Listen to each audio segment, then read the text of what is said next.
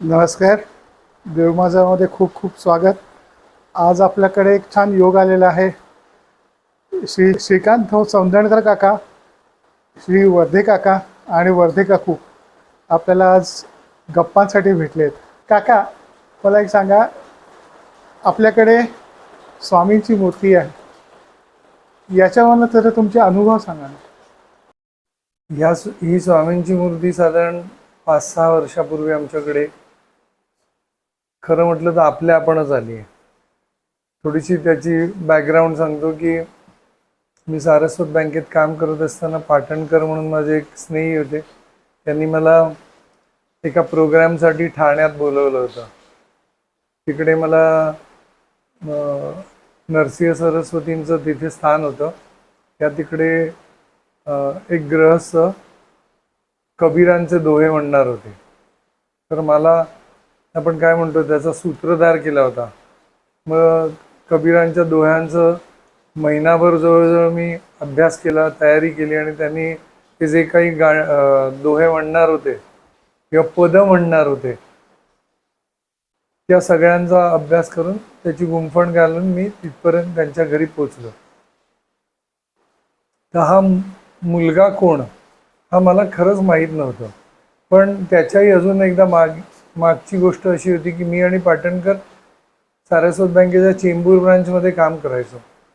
तर चेंबूर ब्रांचमध्ये जेवताना एक दिवस ते म्हणाले की आमच्या ओळखीचे एक स्नेही आहेत, त्यांचा मुलगा जवळजवळ कोमातच आहे, तुम्ही स्वामींना सांगा ना. आणि मी रेकी केले असल्यामुळे ते म्हणाले रेकीचा काही उपयोग होत असेल तर तो पण करा ना, पण त्याला पुन्हा एकदा पुनश्च काही ना काहीतरी लाईफ येऊन दे. मी त्याला असंच म्हटलं, मी काय करणार, मी काहीच नाही करू शकत, करेल तर तेच करतील ना. पण थोड्या वेळाने काम सुरू झालं, लंच टाइम झाला, काम सुरू झाल्यानंतर मला काय वाटलं माहीत नाही, मी त्याला परत बोलवलं आणि त्याला सांगितलं त्याच्या आईला फोन लाव.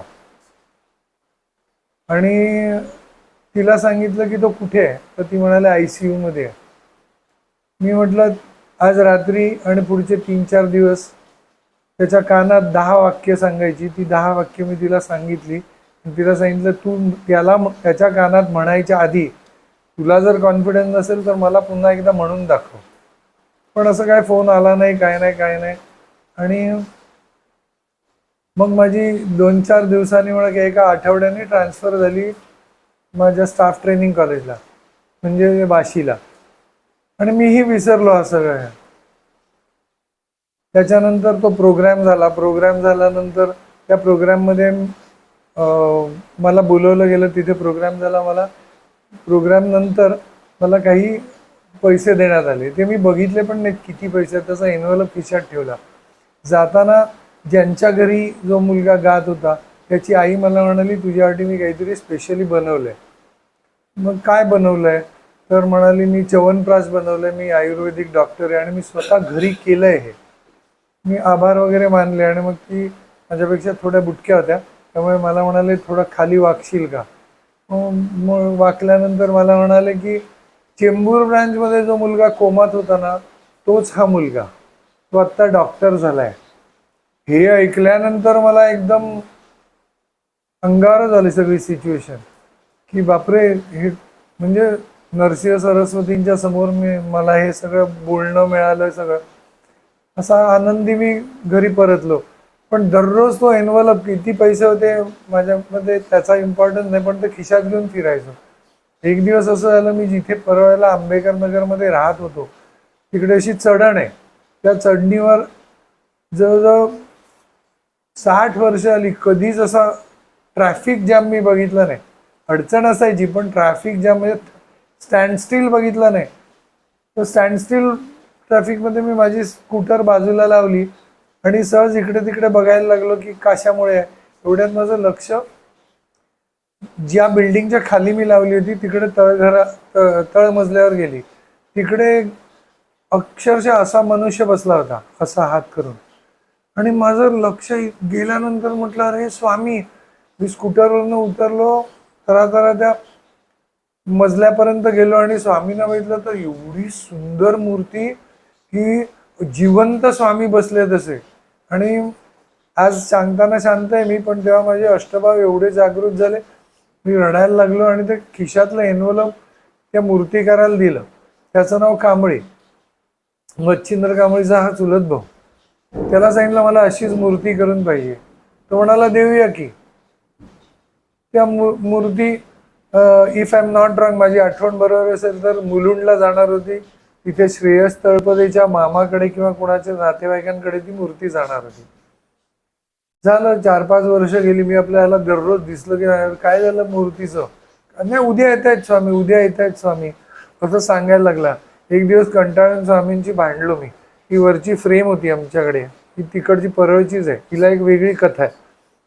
तर हिच्यासमोर उभं राहून मी खूप, ज्याला मी चुकीचा शब्द आहे पण लोकांना पटकन कळेल असा, स्वामींची राडाच घातला. म्हटलं तुला यायचं तेव्हा ये, नाहीतर तुझं तू बघ, असं मी सांगून मोकळा आलो. आणि 2-4 दिवसात कांबळे मला रस्त्यात भेटला आणि मला सांगतो स्वामी येत आहेत, तयारी करा. अरे म्हटलं तयारी करा म्हणजे काय, घर साफ करायला पाहिजे, बाकीच्या गोष्टी जे काय आणायला पाहिजे त्याची तयारी, त्यांचं आसन इथपासून ती जागा कुठची काय, तू मोजमाप तर घे, मी त्यांना कुठे बसवणार आहे काय.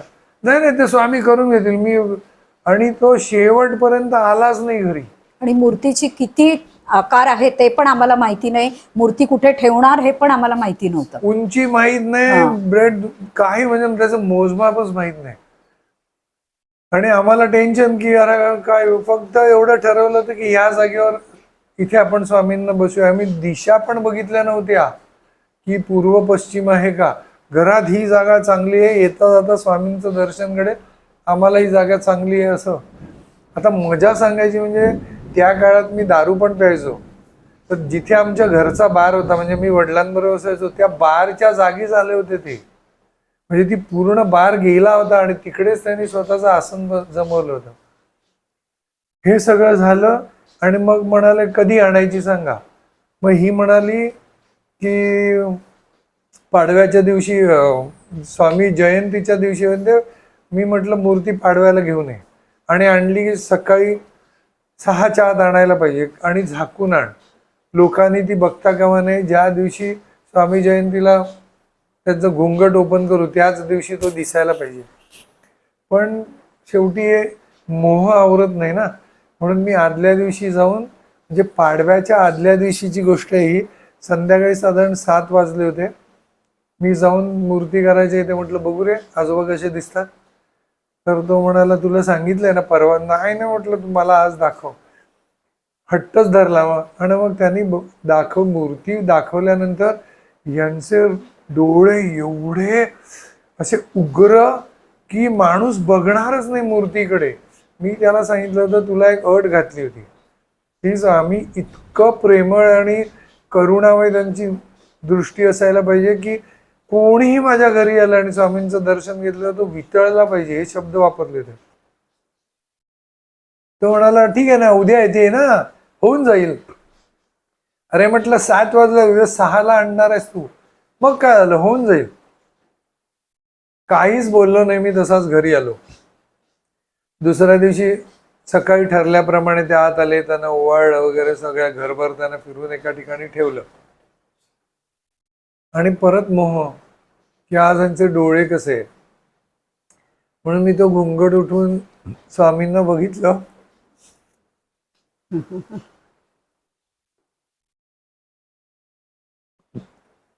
एकदम हसरी मूर्ती आणि एकदम शांत आणि खूप तेजस्वी अशी मूर्ती होती. म्हणजे असं, आणि मुख्य त्यांनी सांगितलं होतं की मी स्वामींचा रंग गणपतीसारखा गुलाबी वगैरे करणार नाही, माणसांचाच रंग मी देणार त्यांना. म्हणजे जसं काही कोणी आपल्या घरातले आजोबाच बसले असंच आम्हाला ती मूर्ती बघून वाटलं. आणि त्याच्यानंतर ती तिकडे मूर्ती 2019 पासून 2024 पर्यंत राहिली. आणि इथे आल्यावर त्या मूर्तीचे इतके भाव बदलले की आमच्या घरी जे येतात ते म्हणतात चला आपल्या घरी स्वामी विराजमान झाले, आता त्यांचं आपलं राज्य सुरू झालं. आणि अक्षरशः त्यांचं इथे आता राज्य सुरू झालंय. त्यांच्या इच्छेशिवाय कुठचंच पान हलत नाही, त्यांच्या इच्छेच्या बाहेर काही आम्हाला करता येत नाही. मनाने आम्ही काही त्यांना न सांगता ठरवली की ते होतच नाही काही. म्हणजे काही असं विचार केला की हे करूया, तर त्याचं सामानच घरी नसेल. किंवा ही म्हणाली खाली अमकं घेऊन या, आपण आज जेवणात असं करूया, तर तो वाणी सांगतो आजच संपलं 3 दिवसांनी येणार. मग शेवटी जे घरात असेल, मग आम्हाला हळूहळू कळायला लागलं की त्यांच्या असं माहितीच होतं, पण या घरात इतकं त्यांचं वास्तव्य कळायचं नाही. आता तर स्ट्रेट कळतं. म्हणजे लहान मुलाला सांगून जातो ना आपण, तसं आम्ही खाली जरी गेलो आणि सांगितलं की मला काहीतरी हवं आहे, तर मी त्यांना सांगून जातो मी हे आणायला चाललोय, तुम्ही तिथे ठेवून द्यात माझ्यासाठी. मग कितीही घड असून दे केळींचा, माझ्यासाठी ठेवलेला घड कुठेतरी खाली असेल, तोच मिळतो मला. आणि त्याचं कुठेच लागलेलं नसतं केळं किंवा असं खूप काही काही लक्षात यायला लागलं. मग आता 1 वर्ष व्हायला लागलं की मग आता आम्ही असं म्हणतच नाही की आमच्या अकलेने हे सगळं चाललंय. आता तुमचा मूळ प्रश्न की या मूर्तीबद्दल सांगा. या मूर्तीचे हावभाव प्रचंड बदलतात. इतके बदलतात म्हणजे तुमच्या लक्षात येईल इतके. अगदी 2 इन्सिडन्स अगदी ताजे आहेत ते सांगतो. माझे वडील 1-1.25 महिन्यापूर्वी गेले. ते साधारण संध्याकाळी 4:30ला गेले असतील. तर 4:15ला काय झालं कोणास ठाऊक, पण हिच्या लक्षात आलं. ही म्हणाली की स्वामींचा चेहरा रडका झालाय, रडवेला झालाय बघ. आणि आम्ही बघितलं तर खरोखर म्हणजे, पण त्याची सांगड आम्ही अशी नाही घेतली की हे जाणार आहेत, कारण असा विचार येत नाही ना. पण हे रडवेले झालेत म्हणजे कुठेतरी काहीतरी घडणार एवढं कळलं.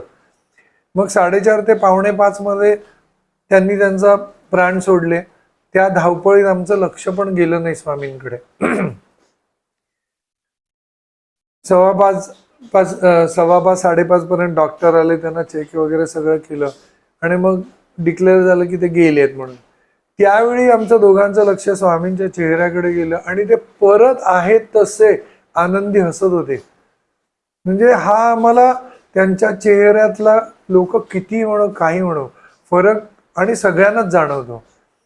आणि अजून एक डिसेंबर महिन्यातली गोष्ट आहे की माझी नात 3.5 वर्षाची इथे आली. ती यांना बघून फक्त ती तिच्या बोबड्या बोलत दिगंबरा दिगंबरा म्हणते किंवा स्वामी आजोबा म्हणते. तर ज्या दिवशी ती परत लंडनला जाणार होती त्यावेळी ती इथे उभी होती आणि ती अशी स्वामींकडे बघून म्हणाली, लुक आबा, ती मला आबा म्हणते, look Aaba, he is sad because I am going, असं ती 2 वेळा म्हणाली. आता त्या मुलीला तर आम्ही कधी सांगितलं नाही की याची हावभाव बदलतात. तिला कळायला लागलं म्हणजे बघा ना, नक्कीच असेल ना. तर आता म्हणजे आम्हाला इतकी सवय झाली की त्यांचं दररोज सकाळी उठल्यानंतर हावभाव किंवा आज त्यांची मुद्रा कशी आहे हे बघण्यात तो जो आनंद तो सकाळपासून जो देतात ना, तो मग येता जाता त्यांना हाक मारायची. म्हणजे जसं तुम्ही मला दिसलात कुठे, काय कसे आहात, तसं मनोमनी आम्ही एकमेकाला हाक मारत असतो. किंवा ही किचन तर समोरच आहे, ती काय करते ते त्यांना सांगत असते किंवा काही जे काही करायचं असेल ते त्यांना सांगते. सोंदणकर काका, तुमच्याकडे जी इकडे मूर्ती आहे आता स्वामींच्या घरी गणपतीपुळ्याच्या जवळ, जरा त्याची पण एक रंजक कहाणी आहे, जरा ते सांगा ना. मी एकदा वाईला माधवराव दामले म्हणून आहे, त्यांच्या मठामध्ये गेलो होतो. गंगापुरीचा मठ.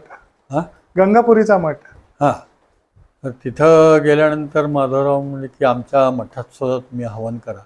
दोघंही नवरा बायको पूजेला बसले होते आणि हवन वगैरे सगळं झाल्यानंतर आरतीची वेळ आली. तर आरतीच्या वेळी त्या मठाचे जे सचिव आहेत त्यांना असं म्हणजे दृष्टांत झाला असं म्हणा की त्यांच्या मठामध्ये एक शिंदे नावाचे ग्रस्त होते, ठाण्याचे होते ते. तर त्यांना ती लाभली नाही म्हणून त्यांनी त्या मठामध्ये आणून ठेवली होती. तर मला म्हणलं की तुम्ही ही मला साक्षात्कार असा झाला आहे की ह्यांना समुद्रकाठी जायचं आहे, तर ते तुमच्यावर तुम्ही घेऊन जाता का ही मूर्ती. म्हटलं घेऊन जातो, पण माझं थोडंसं काम बाकी आहे अजून, ते झालं की मग मी नक्कीच घेऊन, एक 5-6 महिने लागतील म्हणलं, तोपर्यंत राहू द्या म्हणलं इथं. अशा रीतीने ते मूर्ती जी आहे ती पंचधातूची आहे. आणि आता त्या शिंदे नावाच्या ग्रस्तांना का लाभली नाही मला माहिती नाही, पण त्यांनी तिथं आणून ठेवली. ती कदाचित महाराजांना पूर्व माहिती असेल की आपलं घर तिकडं होणार आहे, तर माझी वास्तव्य तिथंच राहणार आहे जणू काय असं. मी आणि 3 वर्ष त्या मठामध्ये होती. वास्तव्यता ते प्रत्येकाला विचारायचे की ही मूर्ती तुम्ही घेऊन जाता का. म्हणून एवढी मोठी मूर्ती आम्हाला काय करायची, म्हणून कोणीच घेऊन जायचं नाही. मला पण आश्चर्य वाटलं, म्हणजे त्यांच्या योजना महाराजांच्या आपल्याला काही कळत नाही. आणि मग एक दिवशी 6 महिने झाल्यानंतर म्हणलं मी आता ही मूर्ती घेऊन जातो, पहिली मूर्ती घेतली आणि अक्कलकोटला गेलो आणि अक्कलकोटला शनिवारी समाधी मंदिरामध्ये समाधीवरती ही मूर्ती रात्रभर होती. दुसऱ्या दिवशी सकाळी रुद्राभिषेक करून आम्ही ती काढली आणि मग ती कामेरकर महाराजांकडे गेलो. कामेरकर महाराजांकडे गेल्यानंतर कृष्णाकाठी त्याची परत कामेरकर महाराजांनी स्वतः अभिषेक केला आणि मग ती मूर्ती तिकडं 27 फेब्रुवारी 2021ला त्याची स्थापना झाली स्वामींच्या घरी. असं त्या मूर्तीची कथा आहे. या मूर्तीत अजून एक गंमत आहे की म्हणजे जेव्हा आम्ही हे घर शोधलं तेव्हा 36 घरं पुण्यात शोधली आणि अक्षरशः स्वामींना असं घरी बसून मी सांगितलं की आता अजून किती वेळा माझं तुम्ही टेबल टेनिस करणार आहात, मुंबई पुणे मुंबई पुणे, असं मी गमतीने हल्ली भांडत नाही त्यांच्याशी म्हटलं. आणि एवढ्या वाक्य संपलं आणि ही किचनमधनं येऊन मला म्हणाली, मला माझी एक पुण्यात मैत्रीण आहे तर तिला मी सांगू का. म्हटलं सांग. एवढ्या जणांना सांगितलं आणि अक्षरशः 10 मिनिटात एक क्लिप आणि 3 प्लान झाले घराचे. तर हिला 3 BHK पाहिजे होता आणि माझं असं काही नव्हतं. ठीक आहे, पण ती व्हिडिओ क्लिप बघितल्यानंतर मला हेच माझं घर असं कळलं होतं स्वामींचे म्हणणं. पण मी म्हटलं हिला आधी बघून देत. मग आम्ही एक दिवस ठरवला आणि पुण्याला आलो तेव्हा हिनी ज्यांचे ते 3 प्लान्स होते त्यांना फोन केला तर तिघांचेही फोन लागेनात. आणि ज्यांचं हे घर होतं त्या घरात जेव्हा खालनं फोन केला म्हणजे आम्ही येतोय तर म्हणाले आम्ही वाटच बघतोय तुझी.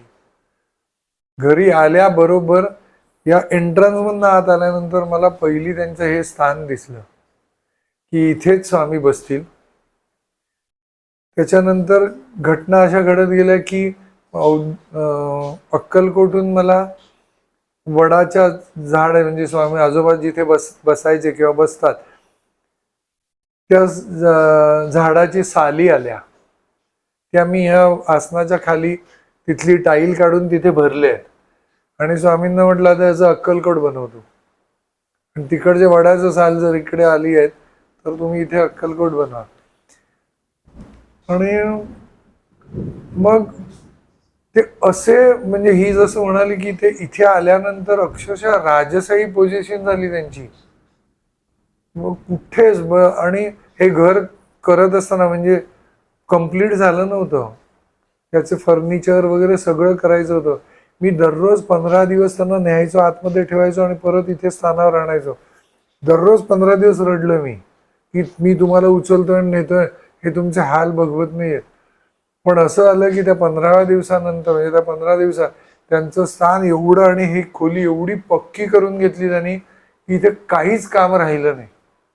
छोट्या छोट्या गोष्टी आहेत पण त्या अशा लक्षात येण्यासारख्या गोष्टी आहेत. तर त्यांच्या मागे जर तुम्हाला त्यांचे जिरेटोप दिसतात असे 9 जिरेटोप मिळाले जे अक्कलकोटला स्वामींच्या अंगावर परिधान केलेले. किंवा त्यांच्या मागे जी पिवळ्या रंगाची उशी आहे ती अक्कलकोटला त्यांचे जे शय्यागर आहे त्याची गादी उसवली होती. त्यातला तो सावरीचा कापूस आहे, तो कापूस मला मिळाला. तर मी जिथे परळला राहायचो तिकडनं म्हटलं कापसाची यांना उशी करूया. त्यांना नेहमी सांगायचो आमच्यासाठी जी मांडी लावली आहेत तुम्ही किती वर्ष कोणी सोडवली पण नाही ती. म्हणजे माझ्याकडनं काव्य करून घेतात तेव्हा मी एका काव्यात लिहिलंय की मी त्यांची मांडी सोडवली, पाय चेपले आणि पुन्हा तसेच ठेवले, असेच त्या पोझिशनमध्ये तसे का तर लोकांना कळू नये की माझं आणि तुझं आज कित्येक वर्षानंतर हे मी रिव्हील करतोय की असं काव्य मी लिहून घेतलंय स्वामींनी. म्हणजे पाय पण चेपून दिलेत त्यांचे की किती आम्ही 5 मिनिटं मांडी घातली तर आम्हाला नको होतं. अगदी पोथी वाचताना 45 मिनिटं जरी झाली तरी नंतर उठताना नाकीनं येतात. हे 700 वर्ष बसलेत मांडी लावून, म्हणजे काय कहर झालाय. ही जी भावना त्यांनी आणली आहे ना ही मूर्ती नाही हो, तुम्ही म्हणता मूर्ती. त्याचं जरी प्राणप्रतिष्ठान केलं नाहीये आम्ही तरी आम्हाला इतक्या गोष्टी त्याच्यात कळतात. त्यांचं अस्तित्व खूप आहे इकडे, ते आम्हाला जाणवतं. जाणवतं. आणि इकडे आल्यावर म्हणजे एखाद्या माणसाची कशी स्वतःची भरभराट होते, तसं त्यांची स्वतःची वस्त्र म्हणजे तिथे असल्यापासून इथे ह्याच्या नवरात्रात त्यांना प्रत्येक रंगाचं शाल, प्रत्येक रंगाची त्यांची पगडी, टोपी किंवा काही असेल असं वेगवेगळे दागिने असे त्यांचे आपले आपण कोणी करून आणले, आम्ही बनवून घेतले असं आपणच झालं. म्हणजे त्यांनी स्वतःचं जे आपण म्हणतो जे राजेशाही, जे ऐश्वर म्हणतो, जो एक स्वामींचा गुण आहे, ते त्यांनी इथे आम्हाला दाखवून दिलं. स्वतःचं ऐश्वर काय आहे. त्या 9 दिवसात मला एकदा आज्ञा आली, मला काळं पाहिजे वस्त्र. तर ज्या बाई हे जर शाल करतात किंवा टोपी करतात किंवा त्यांची पगडी करतात, तिला मी लगेच सांगितलं की काळ्या वस्त्रात असंच पाहिजे. ती म्हणून मी नाही करणार, काळं कसं स्वामी हे करत. तू कोण आहे? मला जरा चिडचिडच झाली. तू कोण आहेस? तू पहिली गोष्ट हे कर, कारण त्यांना हवं आहे. आणि खरं सांगतो, 3ऱ्या किंवा 4थ्या दिवशी नवरात्रीच्या ते संबंध पगडी अमकं तमकं आलं.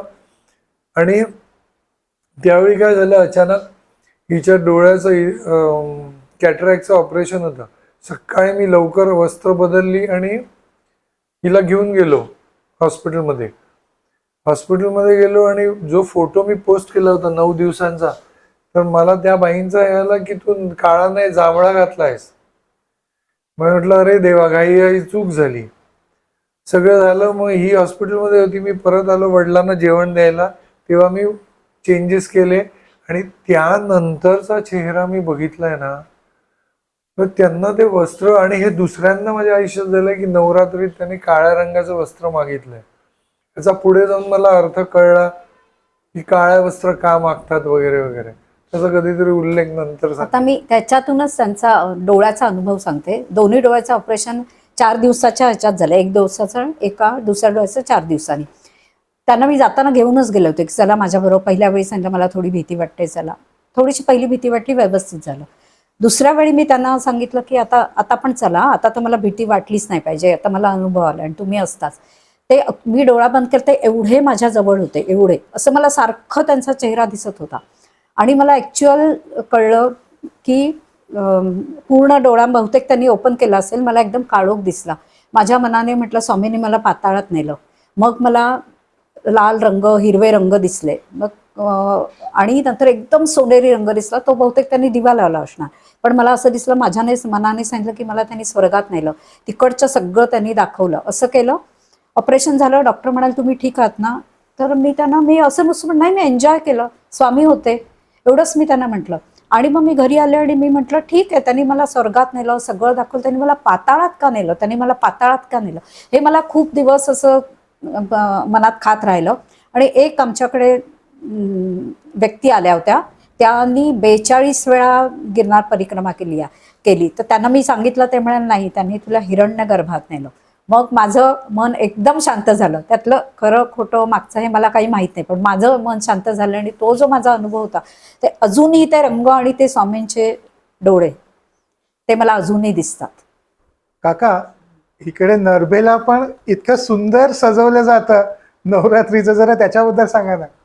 नवरात्रामध्ये महाराजांना देवीचं रूप देतात, कारण महाराज हे आदिमाया आहे ना. तर नवरात्र 9 दिवसाच्या 9 रंगाच्या साड्या, सगळे हे रत्नागिरी अगदी मनापासून सेवा करतात.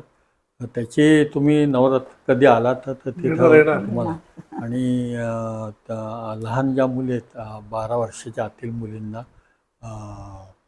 ते मुलींचं हे करतात, पाचव्या महिन्यात कुमारिका पूजन, ते अतिशय सुंदररित्या करतात. मी इव्हन इथं आपल्या महर्षी अण्णाकरवांची शाळा आहे ना, त्या शाळेमध्ये सुद्धा ज्या लहान मुली आहेत त्यांचं पण आपण कुमारिका पूजन करतो. आणि दरवर्षी आपण तिथं अन्नदानाचा कार्यक्रम, तुम्ही मला वाटतं एकदा आला होता तिथे, तर ते अण्णांनी जे यतिगंध पोथीचं वाचन, ते पहिल्या प्रथम महाराजांनी आज्ञा केली की हे यतिगंधाचा तू सामुदायिक पारायण कर, आणि 108 लोकांकडनं ते पारायण कर, आणि 108व्या खुर्चीवर मी स्वतः बसणार. खुर्ची बाजूला वेगळी ठेवली, ही खुर्ची. आणि धनश्रीला मी सांगितलं तू वाचन कर. आणि तेव्हापासून पहिलं जे सामुदायिक पारायण आहे ते तिच्याकडनं ते म्हणलं गेलं. आणि तेव्हापासून जी काय तिच्याकडे विचारणं चालू झाली, ते आज मितीपर्यंत तिला विचारणा करतात की आमच्याकडे तुम्ही पारायण वगैरे येता का, तुम्ही वाचायला. तर अशा पद्धतीने ते महाराजांनी सुरुवात केली. ते दरवर्षी आम्ही यतिगंध पोथीचं पारायण करतो. तर त्यावेळी तिथं ते पारायण झालं 5व्या माळीला आणि तिथं त्या कुमारिका पूजन झालं आणि अण्णांनी अशा अनाथ मुली सांभाळलेल्या आहेत. साधारण 1000 मुली आहेत. त्यांचा दिवसाचा जो काही खर्च असतो ती आपली पुणे अक्कलकोट पुणे सेवायात्रा ही संस्था ती दरवर्षी आमचं हे आता 9 वर्ष आहे. ती 9 वर्ष गेल्या अण्णांच्या शाळेमध्ये आपण ही सेवा देतो. म्हणजे ऍक्च्युली कसली त्यांचे जे सचिव आहेत प्रदीप म्हणजे ते सचिव मला भयंकर सहकार्य करतात. त्यांच्या अर्चना देशमुख म्हणून आहेत त्याही मला सहकार्य करतात. असं एक सुंदर असा म्हणजे एक अण्णांच्या शाळेमध्ये हा कार्यक्रम होतो आणि ते सगळेजण सगळ्यांना त्याची गोडी लागली की दरवर्षी विचारतात की आता पारायण कधी आहे काय आहे. अशा पद्धतीने ते सगळे म्हणजे असे लागेबंदे झाले तिथं. छान वाटतं पण एक आणि सगळ्यांना मग महाप्रसादाचं जेवण असतं. एक अण्णांनी सुरुवात ती संस्थेची फार अतिशय सुंदर केली. त्याचं मी अण्णांचं चरित्र वाचलं ना खरोखर म्हणजे अगदी डोळ्यात पाणी येतं. असं म्हणजे इतका हाल अपेष्टातनं अण्णांनी ती संस्था उभी केलेली. खरोखर म्हणजे हे सगळं म्हणजे महाराजच घडवून आणतो. हो आपण काहीच करतो. हो. सगळं त्यांना जे वाटतं ते बरोबर करतात. नवरात्रामध्ये सुद्धा तिकडं नरबेला अतिशय सुंदर कार्यक्रम करतात. गरबा हे म्हणजे भोंडला वगैरे करतात. तिथल्या बायकांचं ते कोकणातल्या बायकांचं वेगळंच आहे. पण काही म्हणत ती मजा तिकडंच आहे. तुम्ही एकदा जरूर या तिथे. हो. नक्की येणार असं ऐकूनच कितीतरी हे आमचं खरं खूप भाग्य आहे. हो. आणि आम्ही आमच्या घरी आपली तुम्ही तेव्हा आल्याचं ओळख खूप झाली भाग्य होती आहे. पण आता काकू एकदम तुमचं दोघांचं दुवा काय माहितीये ना यतिगंध पोथी आहे. यतिगंध. हो, हो. यतिगंधचा तर किस्सा सांगतो तुम्हाला. ज्यावेळी परळला आंबेकर नगर मध्ये राहायचो त्यांच्याकडे म्हणजे मी निकम दाम्पत्याला ओळखत नव्हतो पण माझी एक स्नेही आहेत आता रविवारी घरी येणार आहे ती. तर ती म्हणाली की आमच्याकडे अक्कलकोटच्या पादुका येणार आहे तुझ्याकडे आणू का. म्हटलं हा काय प्रश्न आहे नाही कोण म्हणेल ना. तर म्हटलं येऊन दे. पण माझ्या तोंडून काय गेलं सगळ्यात शेवटी माझ्या घरी यायला पाहिजे. हा माझी इच्छा होती आता याला कडकडून पकडायचंच ना. ते घाईत नाही ते पुढच्या घरी जाणार आहे मग आता निघूया असं होता का म्हणे. असं माझा एक स्वार्थ चुकीची गोष्ट आहे पण आजोबांच्या बाबतीत चालतंय असं मी म्हणून मोकळं आलो. आणि मग कळलं की आमच्या कॉलनीत 303 ब्लॉक्स आहेत. त्यातले जे काही स्वामींना मानतात त्यांच्या घरी पादुका जाऊन शेवटी माझ्या घरी येणार होते आणि ती वेळ होती 5 वाजता वगैरे. एवढ्यात काय झालं मी आणि अजून एक अट घातली मी की आमच्या अजून ना स्वामींनी आंबेकर नगर मध्ये मठ करून घेतलाय. तर म्हटलं त्यांच्या पादुका तिकडे पण जायला पाहिजेत आणि मग तिकडनं माझ्याकडनं तिकडे जायला पाहिजे असं मी म्हटलं. बरं सगळं ठरलं वगैरे. आणि ऐन वेळेला ज्यांच्याकडे मी गेलो म्हणजे पहिल्या पादुक्याना त्यांचं नाव डबरी म्हणून. तर त्यांच्या घरात भिंतीवर मी स्वस्तिक आलेले बघितले. म्हटलं हे काहीतरी वेगळंच चाललंय. हो पण काहीच बोललो नाही. आणि मी पोचलो तेव्हा पूजन झालं होतं आणि सगळेजण काय म्हणतात पाया पडायला चालले होते. मी म्हटलं मी सगळ्यात शेवटी मला काही घाई नाहीये. तर लाईन बऱ्यापैकी होती घरात आणि लोक पण होते म्हणून मी शेवटी जायचंच आहे ना म्हणून मी गॅलरीत गेलो तर निकम होते. तर निकमनं सहज बोलता बोलता मी म्हटलं की स्वामींनी माझ्याकडनं गेल्या वर्षी त्यांची बखर विवेक दिगंबर वैद्यांची बखर माझ्याकडनं इंग्लिशमध्ये ट्रान्सलेट करून घेतली आहे. तर असं त्यांनी असं जेवणाचा घास खाली ठेवला आणि मला म्हणाले स्वामींची आज्ञा आहे पोथी करणार का म्हणून. परत तेच नाही कोणाला डेअरिंग ना ह्यांची का. म्हटलं हो करणार पण अजून एक अट आहे की तुम्ही त्या पादुकांना लावून द्यायची मला बस बाकी मला काही नाही देतो म्हणाले. आणि मला एवढा आनंद झाला मी त्या आनंदात पादुकांना नमस्कार केला वगैरे आणि घरी गेलो. आता 5 वाजता येणार. 5 वाजता येणार तर मला साधारण 4 वाजता फोन की कोणतरी कॉलनीत आले ते पादुका त्यांच्या घरी घेऊन गेले आहेत. बरं मी 5 वाजता ज्यांना बोलवलं तर त्यांना आता काय सांगू. मी म्हटलं स्वामींची इच्छा, जेव्हा पादुका येणार तेव्हा येणार. मग तिकडनं अजून दोघांकडे गेले, मग मठात गेल्या आणि मग आमच्याकडे जवळजवळ 10:30 पावणे 11ला आल्या. आणि तोपर्यंत मी भरपूर प्रसाद स्वतः बनवला होता आणि सगळे लोक भुकेले होते, त्यामुळे सगळ्यांनी तो अक्षरशः इतका म्हणजे आवडीने त्या प्रसाद खाल्ला. पूजे- म्हणजे त्याच्यासाठीच स्वामी उशिरा घरी आले, नाहीतर तो माझा प्रसाद राहिला असता, कारण प्रत्येकाकडे घाईघाईने असं असं हातावर ठेवून प्रत्येक जण जात होते. त्यामुळे सगळा प्रसाद संपला. आम्हाला पण खूप आनंद दिला स्वामींनी. आणि मग ती पहिली यतिगंधच आहे. आणि मग यतिगंध घरी आल्यानंतर मी एका गुरुवारी स्वामींना सांगितलं की आता, आणि आजींना, फडके आजींना सांगितलं की तुमची काम आहे ती, माझं काम नाही. तुम्ही शब्द पाठवा, माझं काम टायपिंगचं आहे, ते होऊन देत. आणि मग मी दरवेळी सुरू केला अध्याय की सांगायचो, अक्षरशः तुम्ही हसाल पण शब्द असायचे, हा सुटा, आणि मी खडखड खडखड मारत जायचो. एकदा असं झालं की 4 दिवस झाले शब्दच येईना. उद्या करूया उद्या करूया. 4 दिवसानंतर मला फ्रस्ट्रेशन आलं की हे काय, म्हणजे ओघ बंदच झाल्यासारखं झालं ना. आणि निकम दाम्पत्य मला फोन करून जायचं, काका कधी होणार आहे, त्याच्यामुळे पुढची डेट आपल्याला करायची आहे, मग प्रिंट करायचं आहे. आणि मी त्यांना सांगायचो हा होतंय होतंय होतंय. शेवटी मी एकदा माफी मागितली दोघांची की मी कधीतरी चुकून म्हटलं असेल की मी आता बसतो आणि पटापट करतो. मी म्हटलं माफ करा, हे माझे चुकीचे शब्द आहेत, तुम्ही प्लीज शब्द पाठवा. आणि अक्षरशः ती पोथी 4-5 दिवसात नुसतं असं धबधबा पडतो तसे शब्द. आणि ती पोथी मला वाटतं तुम्ही वाचली आणि तुम्ही मला सांगितलं मराठी आणि इंग्लिशमध्ये, इंग्लिश खूप सुंदर झाली असं तुम्हीच मला पहिला अभिप्राय दिलाय. हो हो, ज्यावेळी आपण सगळे भेटलो ना त्यावेळी तुम्ही मला पहिला अभिप्राय हाच दिलाय की काका की ती इंग्लिश मधली पोथी पण खूप सुंदर झाली. मला असं कोणीच नाही सांगितलं. सांगायचं असं की आपली कामच नाहीये ती. आता माझ्याकडनं मुळेकरांची करून घेत आहेत. हा, एक 288 पानं आहेत साधारण, इंग्लिश मधली 200 आणि मराठीतली साधारण 132 पानं झाली आहेत. आता होईल ते. त्याच्यानंतर इथे अजून 4-5 पुस्तकं आली आहेत एकेकाची की माझं करून द्या. पण ते होत असताना स्वामींना खूप असं जवळनं कळतात आणि प्रत्येक वेळी वेगळे कळतात.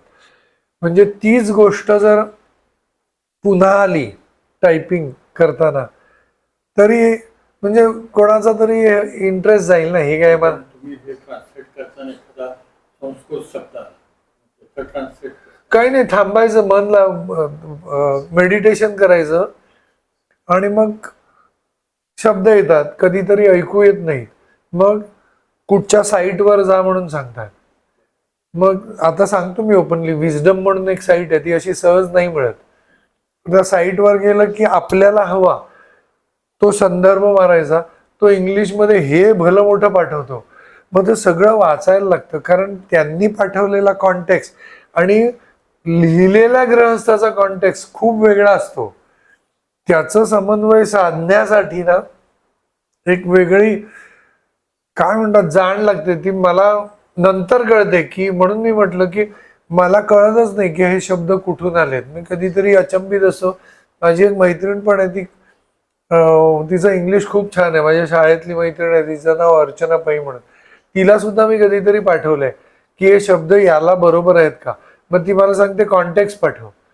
त्यांनी ही कथा पोथी हो, सुद्धा त्यांच्या सांगण्यात आले की बा ही स्वामी सांगतात कर. हो ना, अगदी तुम्हाला काय असं की स्वामी हे इंग्लिश शब्द सांगतात. अगदी अगदी अगदी अगदी म्हणजे ते असं कधीतरी नवल वाटतं की ह्यांना, म्हणजे असं म्हणू नये पण ह्यांना इंग्लिश बरं येतं. हा खुळसट विचार आहे, पण जेव्हा ते कागदावर येतं ना तेव्हा हा विचार येणारच ना. आता येत नाही हो इतक्या वर्षांनी, पण सुरुवातीला मी पण रॉ होतो ना या सगळ्याला, त्यामुळे हे नवल वाटायचं.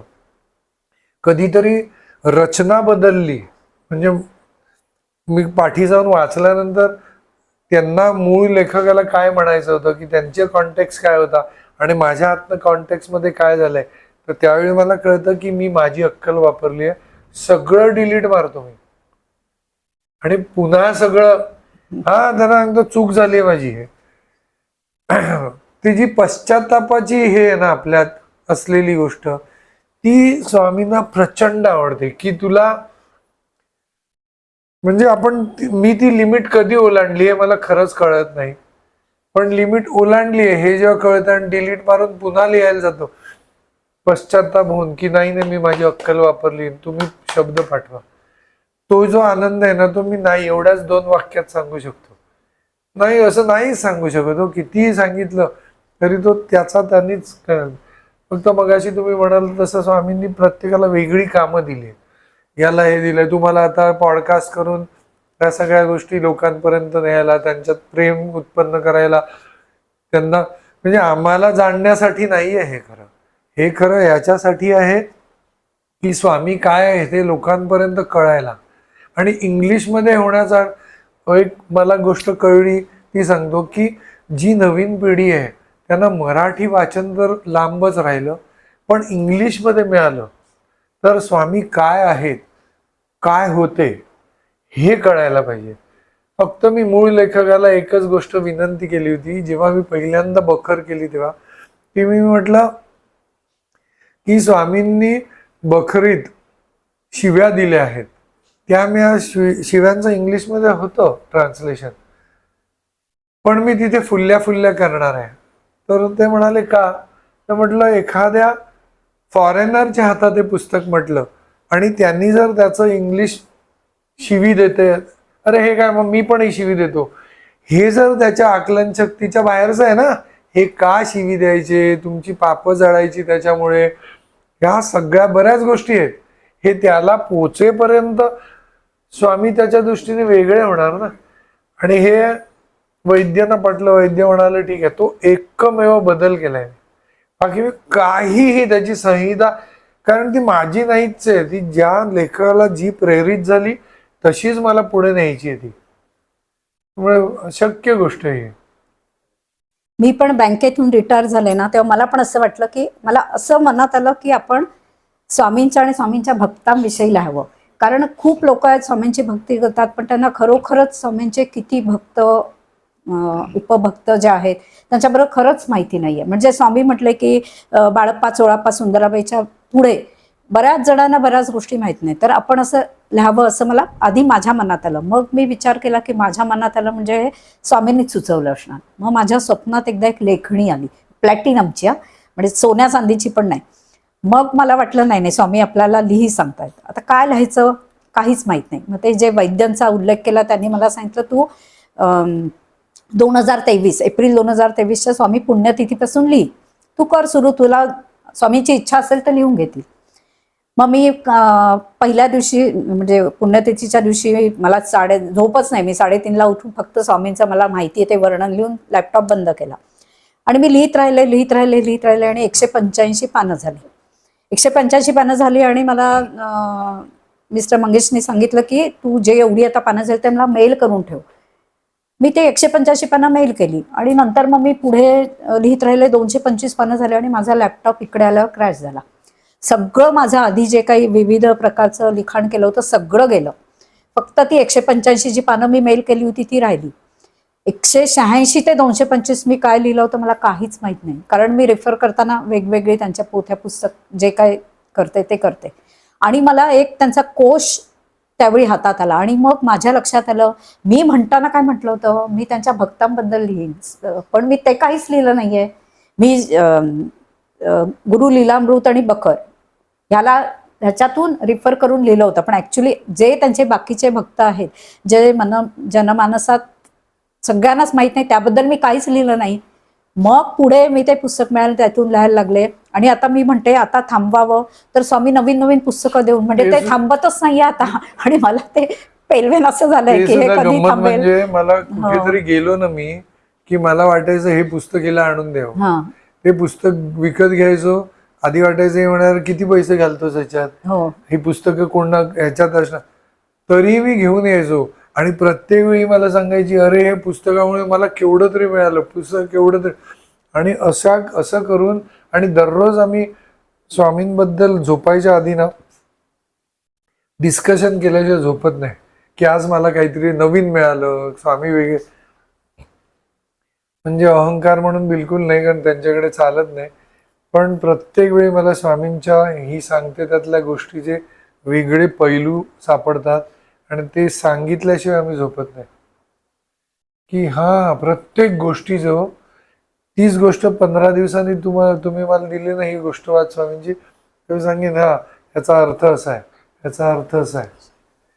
म्हणजे नाही, ती गोष्ट म्हणजे तुमच्याकडनं ते पर्पजली करूनच घेतात. हो मी तर असं म्हणेन हो की हे सगळं म्हणजे आता दुसरं कोणी करू शकलं असतं, पण ही बुद्धी जी आहे ही तुम्हाला जी सूचना दिली किंवा आज्ञा म्हणा असं काही, ही ती तुम्हाला दिली म्हणजे ते तुमच्याकडनंच काम करून घेते ज्यावेळी. आणि ह्या गोष्टी कधी होतं की तुमचं अंतरंग आणि स्वामींचं अंतरंग हे ज्यावेळी एकरूप होतं ना, जे आत्मा एक होतं ना, त्यावेळी ते खरी ती बरोबर ती आज्ञा महाराज देतात.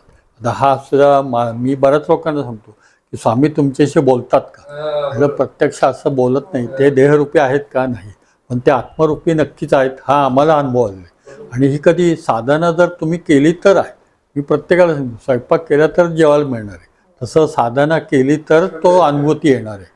लोक साधना करत नाही, काही नाही, पोथ्या पुराण वाचतात, ठीक आहे, तुमचे प्रापंचिक अडचणी तेवढ्यापुरतं दूर होतात, पण ज्याला खरोखर स्वामींचे एकरूप व्हायचे तर अशा काही ठराविक लोक आहेत की हजारात एखादा असा माणूस भेटेल तुम्हाला की स्वामींशी खरंच तो अंतरंगात एकरूप होतो.